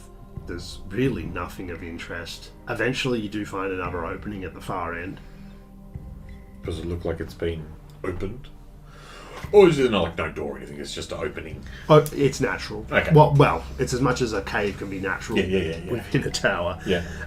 No, it looks it looks like you're in a completely natural cave that has 2 openings on either end. I'm going to go. Whether you want me to roll stealth again, go back to Mocha on my way there. Go close to the fire and check out the coat, but don't want to touch it in case it's booby trapped. I wouldn't say stealth. So what do you want to get close to it and look at it? Yeah, I want to check it out to see if it is booby trapped. Ah, so this is kind of like a roguey check for. And yeah, This is like a detect track kind of thing. So kind this of would, thing. Yeah. This would be, well, it depends. If you think it's a trap, that would probably be more investigation. Whereas if it's just what you see, that's perception. But if it's understanding how something works, like a trap, Yeah. Trying to get into my mind, how would I make a trap out of this? that's probably more investigation. I'm up to it. Ooh, that's a 10. 10's decent, Double digits. pretty good. Looking over it, you really can't think how this would be rigged as a trap. Yeah. It looks just like a cloak's been left here. You know, like looking over it, looking for the telltale signs of things that you would potentially do to trap this. There's no signs of anything Yeah. like that. Your feeling is this isn't trapped. Okay, cool. The only other thing would be to try and ascertain how long the fire has been going. Is there lots of coals there? It's probably been going for a few hours. Okay, cool. That's good. I'll go back to Mocha and say I think we're ready to keep going through. But let's keep our guard up. I might poison. Can I pre-poison arrows? Yes, you can. Pre-poison a mind fog. Okay, and you could do your sword as well if you wanted to. Can I can't poison her sword, can I? Yeah, sure, why not? I hadn't thought of that, but I might. No, let's go Viper. okay. Just give it You just a keep complete track. blitzing. You keep track of that. Oh, yeah, that's fine. You move past, continuing beyond the fire to the other side. Not really stealthing anymore. Seems uneventful. And you arrive at the other side. You come out into a hallway. At the very far end is a door that is familiar to you. That's Drace's study. It's not in the location it would normally be. On either side, there are 4 doors, so there's 8 doors on the side, 4 on each. Is that normal? No. Okay. Outside each of those 4 doors on the sides, there's a dimly lit pale orb hovering above them. Which I'm not familiar with either. No, they're wooden doors. From where you're standing now, the doors look identical, except the ones closest to you, you can already see they've got something carved on them, like in the centre. Let's just move at half speed. Yep. You continue up it again a bit. You can see now each one of these doors has a different symbol carved into it. The first one looks kind of like a cave entrance. One is a mask. The door with the mask carved into it is cracked. There's one of a bird, one of a bow, one of a tree, one of a mouth with stitches, one with a single closed eye, and one with a dagger. And then there's Drace's study at the end. Shit. What? I can associate with the first two. Alright, so start going past and go straight for the study. Okay, you head straight through. You open the door. Check if it's locked. Doesn't seem to be. Crack it. Listen. Nothing yet. Open. You step through the arched doorway into a large chamber, darker than you remember. Bookshelves curve around the room like ribs on the walls. At the far end of the room stands a massive pipe organ that was not there before. A desk sits in the centre, and behind it, a man you once called the Wizard.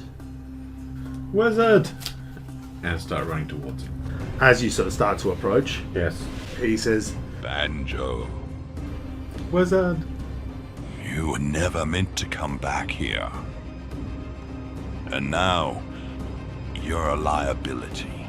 No, Wizard. I've been looking for you for so long. You leave me no choice. What do you mean, no choice? Such a waste. What do you mean? Drace grits his teeth, like he's in pain in this moment.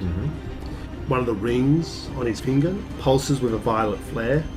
Suddenly it tears free, ripping his finger off. Spinning in midair, his body falls limp to the ground. Stone ripples from the wall behind him.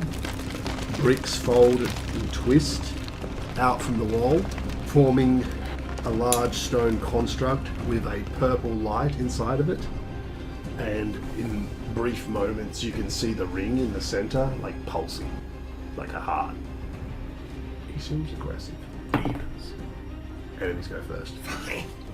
The first time. The one time I needed to go first.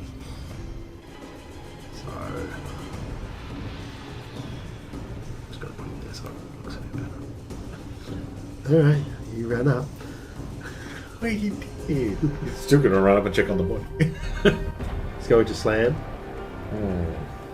Massive fist swinging down at you. 12 to hit. 15 points of damage. And that is one action. Another action. Hits again. Ooh. 19 points of damage. I'm right. Okay. Do you want to act first or do you want Mo to act first? No, I'm happy to, but I might uncanny dodge that. Half the damage. Yeah. On the 19. You big brute. I'll go first. Okay. Only because he is going to dodge action and run over to the body and try and like shake him, saying, Wizard! Wizard, wake up! He does still seem alive and somewhat conscious, but he's not quite with it and Yeah. reacting. I'm sorry I came back. I just missed you. Mocha's going to start with a rally. Ooh, nice one. 19 healing. You get that as well? Yeah. Of course. She's going to move up with an action. She's still got one action. For now, she's just going to attack. She's going into tower stance Yes. to increase her AC.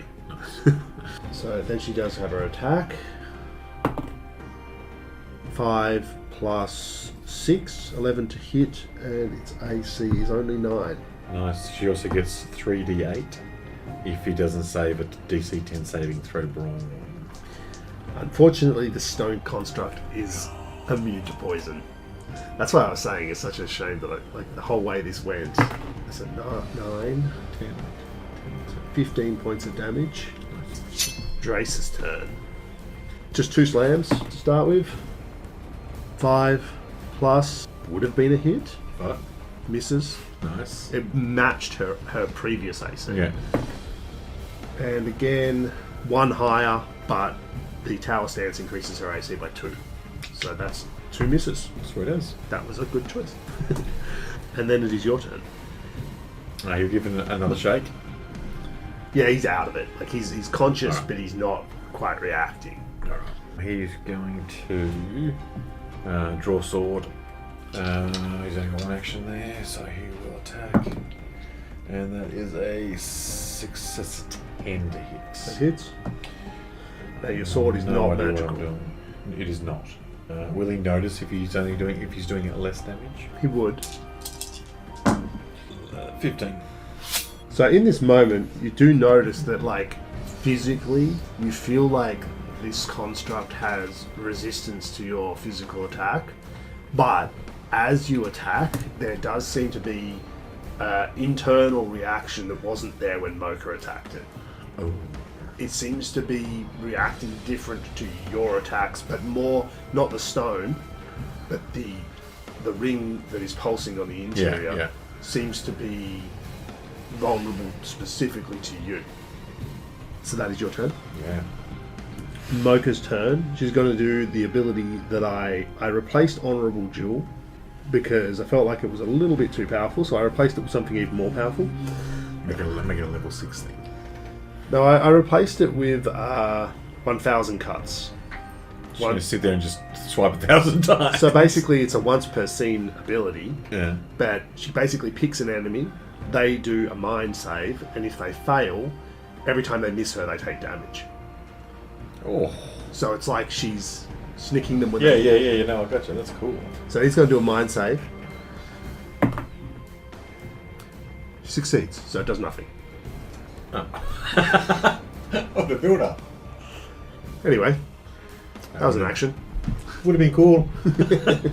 She's going to attack. Is that a 1 or a 7? That's a 1. Well, she's full on luck. Drace goes. He wouldn't attack me. 3 on the die, that's a miss. Wow, 3 on the die again. Yay. 2 misses. Alright. If I had succeeded on Yeah. that ability. Backflip for attack of opportunity. Okay, you're letting him do that. Well, So the yeah. stone is swirling around. He's a little. Oh, fuck. Natural 12.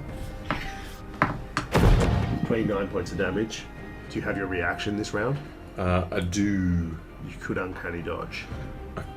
How much was it? 29. That is a lot. So what's that? 15, 14? 14. Rounding down. Yep. 19. Lovely. Right, now I'm going to shoot twice. Okay. Shoot twice. That is a. Just trying to think. It's a free action to change weapons. Once a round. Thank you. So that is a 12 to hit. That hits. I'll do the damage. Fucking brutal. 34. 34 points of damage. Yes. And that's a 10 plus to hit. Hits. 29 damage. That's his turn.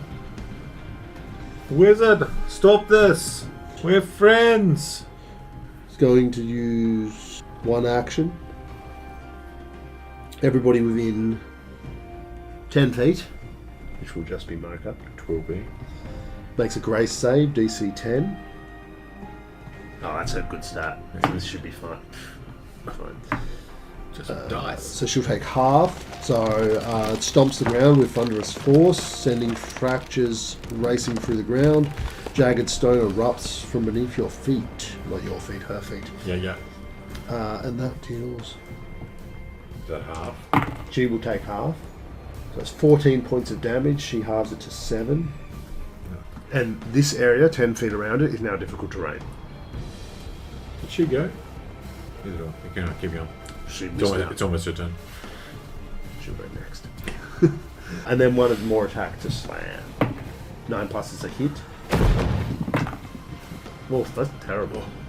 So she'll go now, and then you can go. I may have missed her turn, but that's not alright. Well, depends if we die or not. TPK, then it's not alright. She's going to use her Flash of Steel once per scene. Attack with advantage, and if you hit it, crits. So the six hits, six plus will hit on its AC of 9.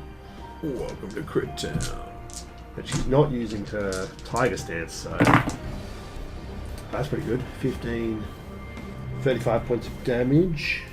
And she'll stay where she is, and it's your turn. That changes it to a 13 to hit. Hits. Cheap shot. No, cheap shots. Oh yeah, that is cheap shot. That is 1923. Second attack. Yeah, that's an 8.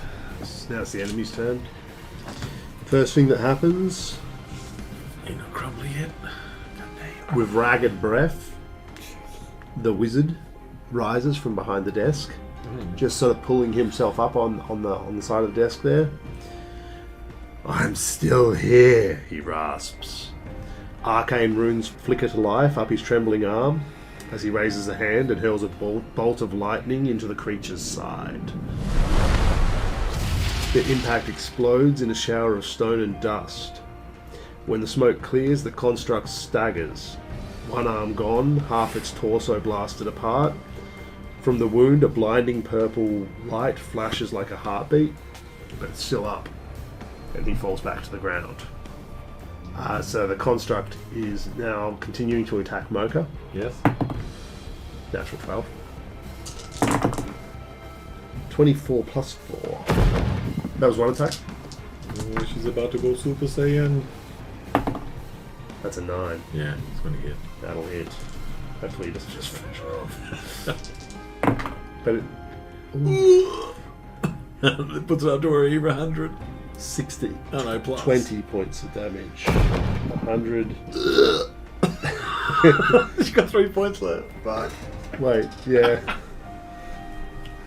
104. Okay, and then it's your turn. I'm going to rally. No! Dude, okay, I'll let her go first. Oh, okay. Let her go first, then I'll rally. So this is Kishi Kaisei, Yeah. which basically means returning from death. Her defense goes up by 2. If she hits, she crits. And she's immune to frighten and stun. If she rises above 15 hit points, everything's gone. Basically, If she goes back below 92, yeah, she loses it. yeah. And this is like this is her, I think this is her level 4 ability. So she hits, but she doesn't. Second attack. Actually, what's that total? No. That's a 9. That's the AC. That hits. Excellent. I was going to use Which is a crit. I was going to use a luck, but I don't have to. 28 plus 5. 33. He's finally pebbles. Well, bloody doesn't necessarily mean half. Yeah. Sometimes I put it on for dramatic effect. He might have already been bloodied. I don't like to always give exact numbers. You know how it is. He's showing signs of. Second attack, Love it. 10. Oh, is he still? As long as she's on those hit points. Oh, But- I can't trust her on 3 hit points. Well, that's the whole gimmick. Is like it's that risk reward. That's fucked. But it also increases her AC.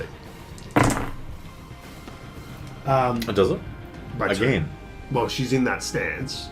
Yeah. So that gives her plus 2. Yeah. And Kishi Kaisei gives her plus 2. Oh, that's So stacks. it's Alright. the whole like samurai hero covered in blood and Yeah. won't go down. Yeah.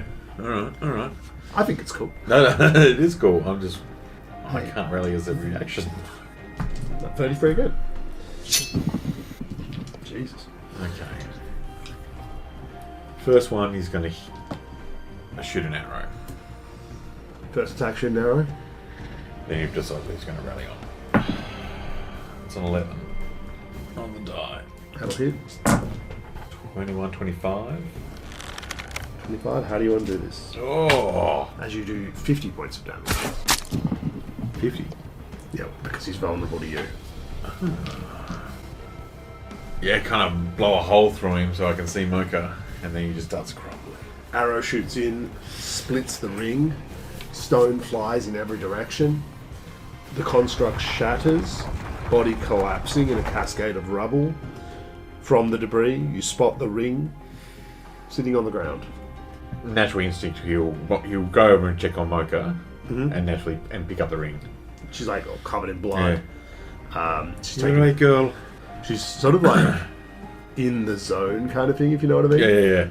Yeah. She's not talking, but she's sort of got that heavy breathing. Kind of get a rag and like wipe her brows, like stop blood going into her eyes. She sort of calms down in that moment. And I look over to the wizard. He's still on the ground. I'll go over to him. Yep. Very, very shallow breath. What are you doing, old man? Sort of pick him up a little bit in your arms, and he can barely talk. He sort of makes eye contact with you, and very raggedly, as you can tell, this is kind of like dying breaths sort of thing. And he says, I couldn't stop it. The ring. and then he closes his eyes. Oh no. What about the ring? Tell me! Probably Shake. shaking a little bit too hard. He's gone at this point. You walk over, and Mocha is kind of like holding out the blade at the ring. Yeah. Oh wait, which ring? The ring that's on the ground. Oh no, I picked that up. Oh, sorry, I didn't hear that. Yeah, sorry. He just natural instinct, he would have just picked it up. Well, in that case, so the ring is broken. It's basically split on one side, and its glow is extinguished. It's cracked in half, basically. Chin. I'm going to rally. More so just for her. Okay. It's an 18. She's no longer on the brink of death. You back with us? I'm okay. She's sort of moving around the rubble, and she sort of kicks at the rocks. That was a strange foe. I think it's dead. I hope so. I'm going to go back over to Gracias. I'll pluck his rings off. Other rings? Yeah, you would have some rings on. Got any others that I'd recognise from the old day? Oh, he They're seems all to kind of be... new or different. Oh, no, they basically seem like the same rings he wore the whole time. Anything about them? Those, Colour-wise? those rings? No, they're precious gems. Yeah. Definitely worth some money. You would think he... Based on your knowledge, you feel like these could be used as reagents in spells. Yeah, He okay. might have worn them as rings to have them. To just have them on hand. Yes. Yeah. As far as you're aware, none of There we go. none of them, to your knowledge, are magic. No. Quick cipher through his pockets. Nothing of interest. He was at He home. doesn't want to be too disrespectful, but he also he can't help himself. You don't really find anything in his pockets. He wasn't carrying anything on him. Alright. Of this room, the tower, his study, it's exactly how I remember it, Well, the pipe organ is different. except for the pipe organ. Other than that, pretty much, the desk was in a different spot. It's been moved to accommodate the pipe organ. Sure. Quick look out into the hallway. Are those orbs still out there? Yes, those rooms are still there, and the orbs above each door. Glowing? If glowing faintly, yes. All late. Yes, I believe. Just trying to match them to what. Okay. Back into his study. I know, obviously, I'm quite familiar with the room. Yep. I would have seen whether he had any hidey holes. This was like his sanctuary. As far as you, Yeah. like, he wouldn't have told you if he was hiding stuff. Oh, for sure, but I may have been playing in here anyway. May have seen him do some stuff. I would say, I might not even have noticed it at all. yeah, no, this room, nothing apparent. Just check that desk. I want to see if there's that paper, those ripped pages from the book. Okay, you don't find any of those. Yes. So you're searching the desk. At the moment, yes. You find a letter. To Archmage Grimvale. The expedition has reached the outer chamber. The glyphs you provided allowed us to bypass the seal. As you promised, the resonance of the chamber aligns with your readings. We've detected auric echoes, unlike anything previously recorded. The mural confirms what we long suspected. Yoon and Yord are not myths. The chorus stone hums again. That infernal organ you requested is being assembled in the lower sanctum. It sings to the light, just as the gnomes described. Perhaps this is the bridge. The others grow uneasy, but the Hollow Crown stands firm. We believe, as you do, that this world was once whole and can be made whole again. High Scholar Valthric Ironward. That was sealed. It's been opened, so the letter was previously sealed with a deep violet wax embossed with a jagged crown. But he hasn't heard of Valthric, That individual, no. that individual before. No. He's working with the wolves. Was. Was, true. The only thing he'd probably look a little bit for is the parchment, the telecommunication. You find that in the desk. I do find that in the desk. So now you have both Ah, sides. he didn't answer me back. How you doing, girl? I'll live. Take your time. Kind of at a loss, though. Let's go check out this organ. It's new. You walk over.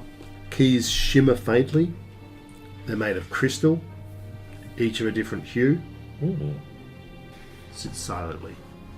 There is, next to it, a note that you find. This is in Drace's hand. The ancients believed the harmony of color and sound could attune the soul to the divine. In the time before gods, when moon and world were still in balance, gnomes sang in hues, prayer not spoken, but seen. These tones were said to awaken old power, even mend what was broken. Okay.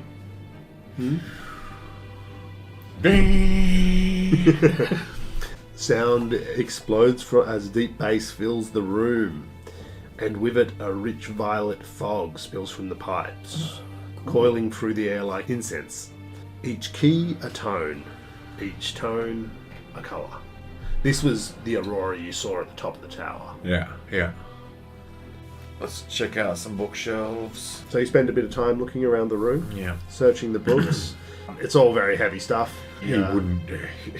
Advanced magic and things like that. Lots of stuff on theory, and it's very dry reading, and it's as meaningless to you now as it was when He you would be only looking at titles.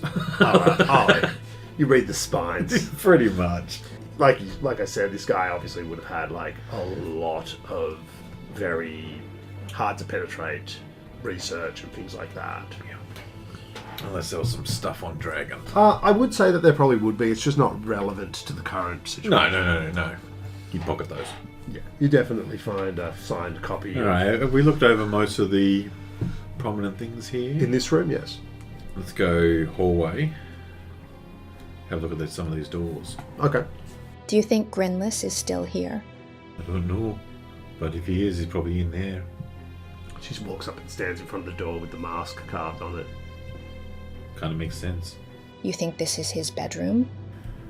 And I draw a bow. What are you thinking? She kicks it open. Okay. There's kind of like a shimmer in the doorway. Like it kind of has that feeling like you couldn't pass it, if that makes sense. Okay. It's like a stone cell with scorch marks and slashes in the stone. A black thread of magical smoke drifts upwards from the ground. Mm-hmm. It looks to you like a portal rune. A portal rune? Yes. Or room? Rune. On the ground. This room's like smoking like this was this recent activity. Mocha does go to walk in, but there is actually like a barrier, like a magical barrier. You can't actually walk into the room. Okay. This isn't helpful. I should try and shoot an arrow. It disappears as it Disappears. as it would pass the threshold. Yes. It just disappears. Okay. Doesn't bounce back or anything. Although when Mocha tried to walk through, she was blocked. Interesting. Could be a living matter thing. Yeah. The door opposite it. Cave. That's the cave, yeah. I'll open that door. Inside is a cave. It is the cave you saw before. Yes. Sitting beside the fire is a small woman wrapped in a heavy cloak. She clutches a baby to her chest, rocking slowly. Her face is pale with fear, eyes darting toward you but never quite meeting your gaze. I'll try and get her attention. She doesn't seem to react to you at all. And she's wearing the cloak that you saw before. Yeah. Figured as much. Try the next door. You open the... Are they opening outward or inward? They do open outward, Okay. even though Mocha kicked one open. Yeah. Whatever. Kick backwards. Yeah, it bounced. You open the door with a bird in flight. Wind rushes past you. The door opens up to the edge of a cliff, looking out over an endless horizon. A man kneels by a cage, crying. So there's an empty cage and there's a man crying. He's a human. He's muttering something, but you can't make out the words he says. The bound mouth. Oh, the one opposite that, I should say. The opposite the bird. That would be the bow. The bow. Inside you see Drace's study. A young version of yourself reads aloud from a book, and behind you, Drace watches, face unreadable. This is kind of creepy. Is that you? Yeah. You made me do that every Friday. I don't know. I don't understand what this is. The mask is Grinless. The bow is you. The cave is back there. There's a woman holding a baby. And the bird. You don't know who that is. No. Oh, wait, do I? What's the next one? A tree without leaves. You open the door to a grove. A single tree stands in the center. Tall, twisted, leafless. A man sits hunched with his back to you at the bottom of the tree. I'm assuming rather than testing each doorway, it's the same, going to be the same kind of thing. It's just a viewing. Yeah. Sewn up mouth. A dark room with a single dim lantern. It's not very different from the mask room. It's actually very similar. In fact, it looks like it could be another cell in the same location, if that makes sense. There's a small figure crouched in the corner. They sort of sit there kind of rocking back and forth. And they do turn around just enough for you to see that their mouth is sewn shut. Is there two more? Single closed eye. Yes. You open this one, and it's a bit different. It's immediately a mirror. But in your reflection, you only have one eye. It looks weird. And then the dagger. A stone chamber lit by firelight. A large war table. At the far end of the room, seated in a high-back chair, is an old knight in full ceremonial armour. His head bowed over a cane that he's holding. And he actually does speak. I know this voice. Who stands there? Braylon? Fuck. Grimvale? And then he hesitates for a moment. He says, that wizard lied. And then he seems to be sort of unfocused. What's the cutting word? What's that? It's a dagger with a soul in it. It's his soul. Whose soul? Him. He was an old knight. The Dracius sacrificed his soul to be put into a dagger. Finnick's book. The soul binding thing. That's what he was doing. Yeah. When I first read that page, I was worried I may be one of his anchors. Or his anchor. You were in that room.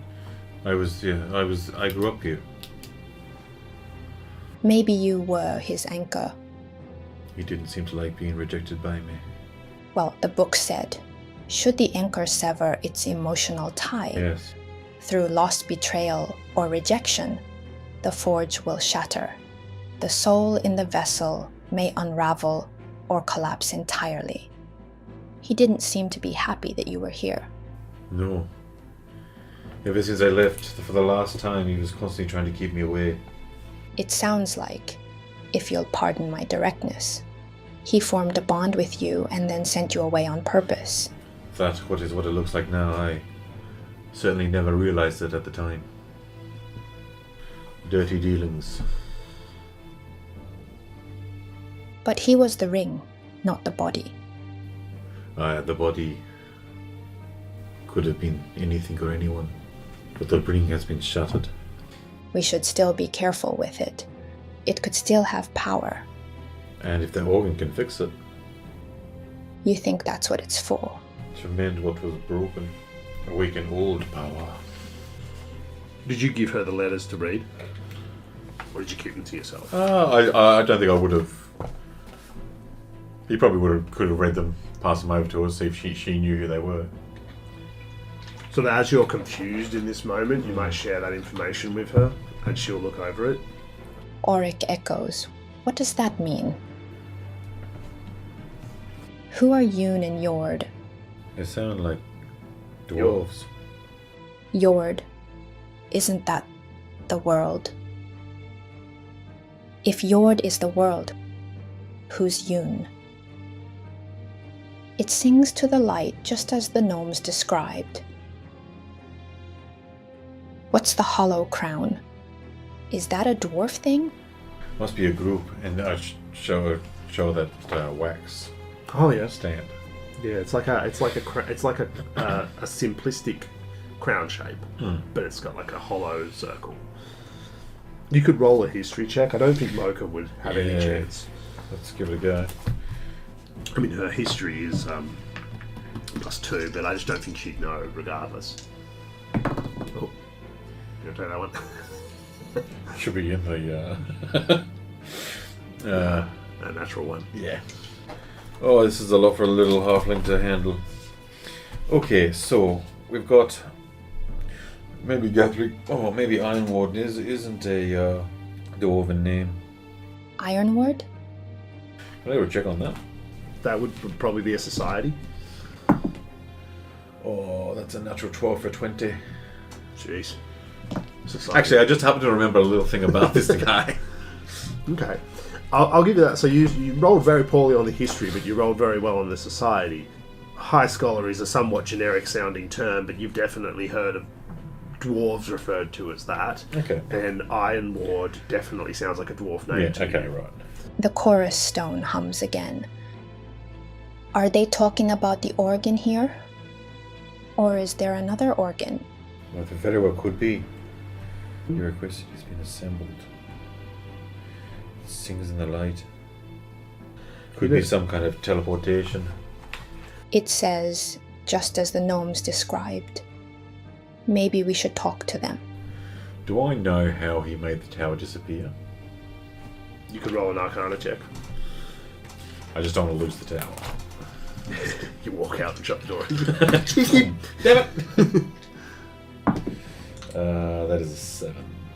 With that check, I would say that one time when you were very young, you did see him holding what looked to be a small model of the tower. Okay. Something you could fit in your pocket. Now, I did say that there were no secret chambers that you knew about in this room. That doesn't necessarily... You haven't actually searched for those. I just said you didn't know about it. You've looked over the titles of the books, but obviously it's a lot of books. Yeah. Are there any book shelves that look like they move? You could roll investigation. Nat 12 for 17. So you start to look around the room, try to pick up on clues that perhaps you might not have had the insight for before. You walk around checking books, moving books, scrutinizing every area.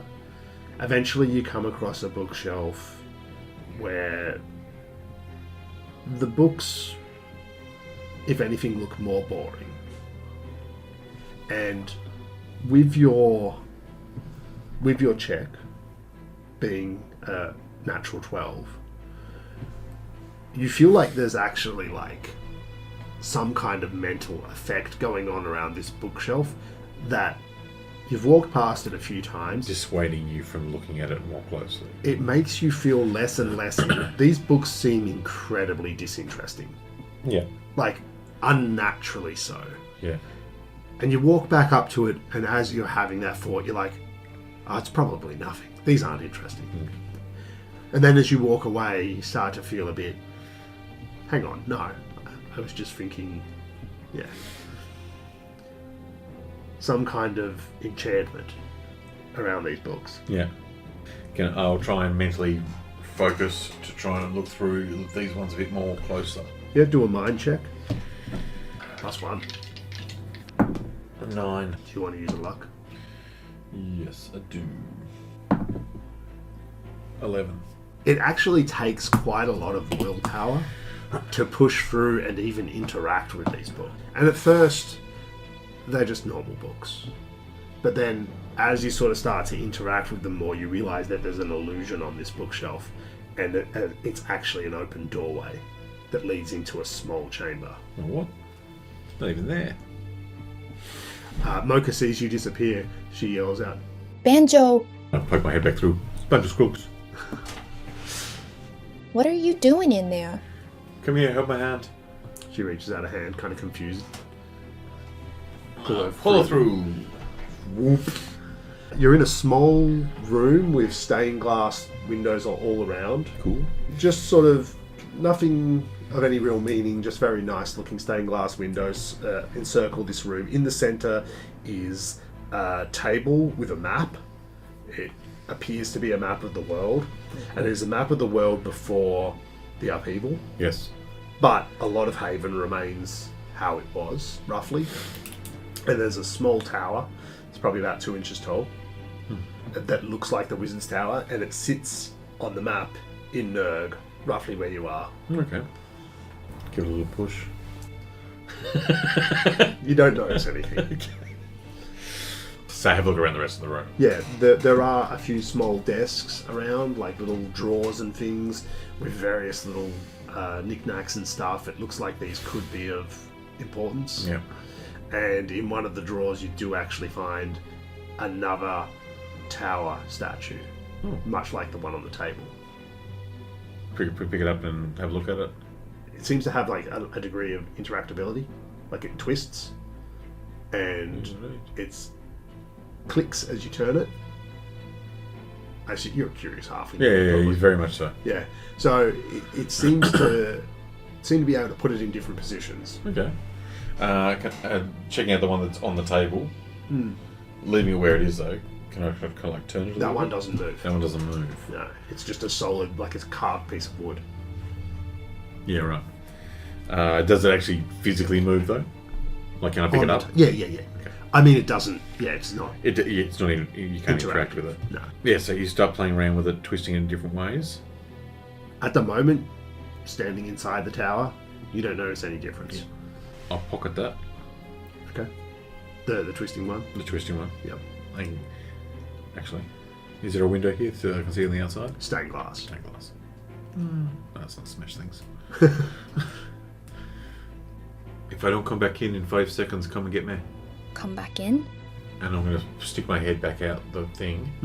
I just want to know have I broken the illusion, or is it I'm going to have to do this each time? I just sort of force myself, just run into it or something. I think that once you've walked through, you have the willpower to overcome it, but the illusion is still there. Okay, cool. There was a window in this room? Yes. Let's say so. There wasn't, but there is now. Okay. I go out and want to see if I can twist that where I think we're about level that we're about. Okay. So you twist that. Doesn't seem to make any difference. Okay. But you're looking out the window. Yes. Right? In this moment, everything outside shifts, and suddenly the landscape is unfamiliar to you. It still kind of looks like Nurg, but the tower has moved. Go back in and have a look at the world. I didn't touch it. Oh, what the fuck did you do? You look at the map. The tower has somehow moved towards Overburrow. Somehow.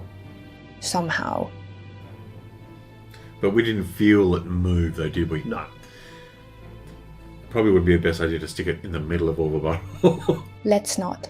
However, it's kind of where we wanted to go. Can I... Oh, what happens if we just pick it up? You picked it up before and placed, but I assumed you put it back where it was. Yes. That was my assumption. You put it back where it was, and it didn't seem to make any difference. But just picking it up and Didn't seem to matter. holding it. That didn't matter. It seemed to be when it moved on the table was all that mattered. Just thinking if we take it with us, or it would be safe here. Which one? The moving one. The one from the drawer? The one, no, the one that you moved. Oh, that one. Oh, I thought you said you didn't move it. I don't know. Neither do I. This is all new to me kind of as well. Let's just take it with us. Okay, it can't hurt. Or can it? I don't know. Look outside the hallway again. Which one? Oh, out there. Yeah. It's the same. It's the same. Yeah. Go to the end of that. Is the cave still there? Yes, the cave is still there. And go to the end of that. You walk through the cave. Okay, nothing else is there. Just the fire and the cloak that you saw before. Hey, do me a favour. Put the cloak on, sit down. Me? Let's give it a go. Cradle me in your arms. Creepy. She picks up the cloak, Yeah. holds it. I don't think it will fit me. Oh, it's small. It's halfling sized. Oh, alright. Can you go? I'm gonna put it on. Can you go and have a look in the cave? Oh, she Just to heads. see what it is. Yeah. See if it changes. I'll sit down and try and mimic the woman. Okay. She heads back. About a minute later, comes back in. It's the same. It's the same. Okay. Do you have any light spells Spells? to make it lighter in here? I'm not a wizard. I've got a torch. Hang on. Oh yeah, torch it up. She gets out a torch and, Yeah. uses a flint and tinder to light it up. Yeah. The cave itself, not nothing. Exactly what you'd expect. Yeah, yeah. Give it a little twisty poo. Oh, that does nothing. That does not. Oh, nothing you can see. That's true. What's at the end of the cave? The cloak's a bit small on you. Bit small. Because I'm such a talking tongue. I think it's made for a woman. Shush. Oh yeah, she was wearing a cloak in the... She was wearing that cloak. Oh, yeah. Let's check the cloak. You search the cloak? Yeah. In the pocket of the cloak, you find a slender silver chain. Holds a delicate pendant in the shape of a flower. Each petal is a different gem, a different colour. Pretty. Suits you. Let's go back to the organ for a second. Organ. Okay. Do the colours match at all? I mean, they look like the same kind of stones that the keys are. I'll try one by one. Yeah. If not, I will. So you play around with the keys a bit, trying to gain some kind of insight. A couple of different combinations. with this pendant. With the information you have available to you right now, it's all just randomness. Yeah, okay. It doesn't feel like you have enough information for this particular thing to be figured out. Let's go back past the cave. I'll left the cloak there. Okay. Hit the pendant. Go beyond the cave. Yeah, so you come to that stairway that goes down, and you start to head down, and where it was that river, it's now just the entranceway. Okay. Like a grand hall with like suits of armor and stuff. It's kind of ornate, but it is what you remember when you would normally come in here. Okay, cool. The river is gone. Open the front door. So you're in a bit of an open field. You can see smoke in the distance. That might be Overburrow. Okay. It's probably about 20 kilometres away. Like it's way in the distance. Yeah. So a good day or so. Walk. Oh, we've got corgis. Yeah. What corgi? Corgi animals. So when we get out, I'll close the door and give it a little twisty. Yeah, when you twist it, the tower disappears. Oh, and I'll twist it back. It reappears. Oh, I'll twist it. Stand there for a second. I don't want to. Yeah, good call. Let's go. Overbottle. You two, somehow Mocha's horse is also with you, despite not having a Pokeball. They were with. Yeah. They were. You two decide to head off to investigate Overburrow. Yeah.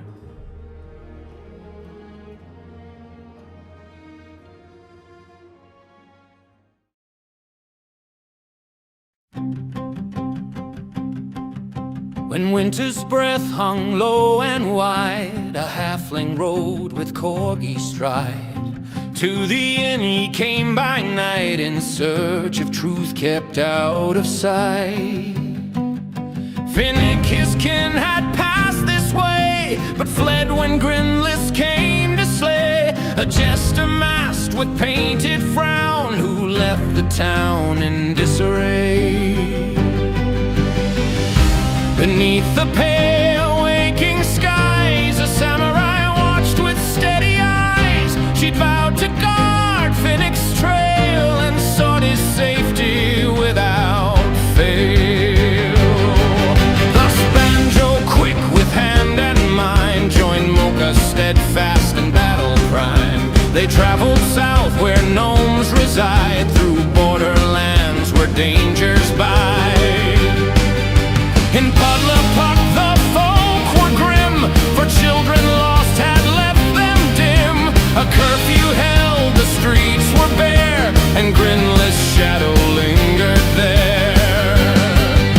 To wetlands deep the two did tread, where frog-like grung and worse had bled. They fought, and in the mire did find a gnome child with a fate unkind. Then rose a beast with scaled might, but blade and arrow won the fight.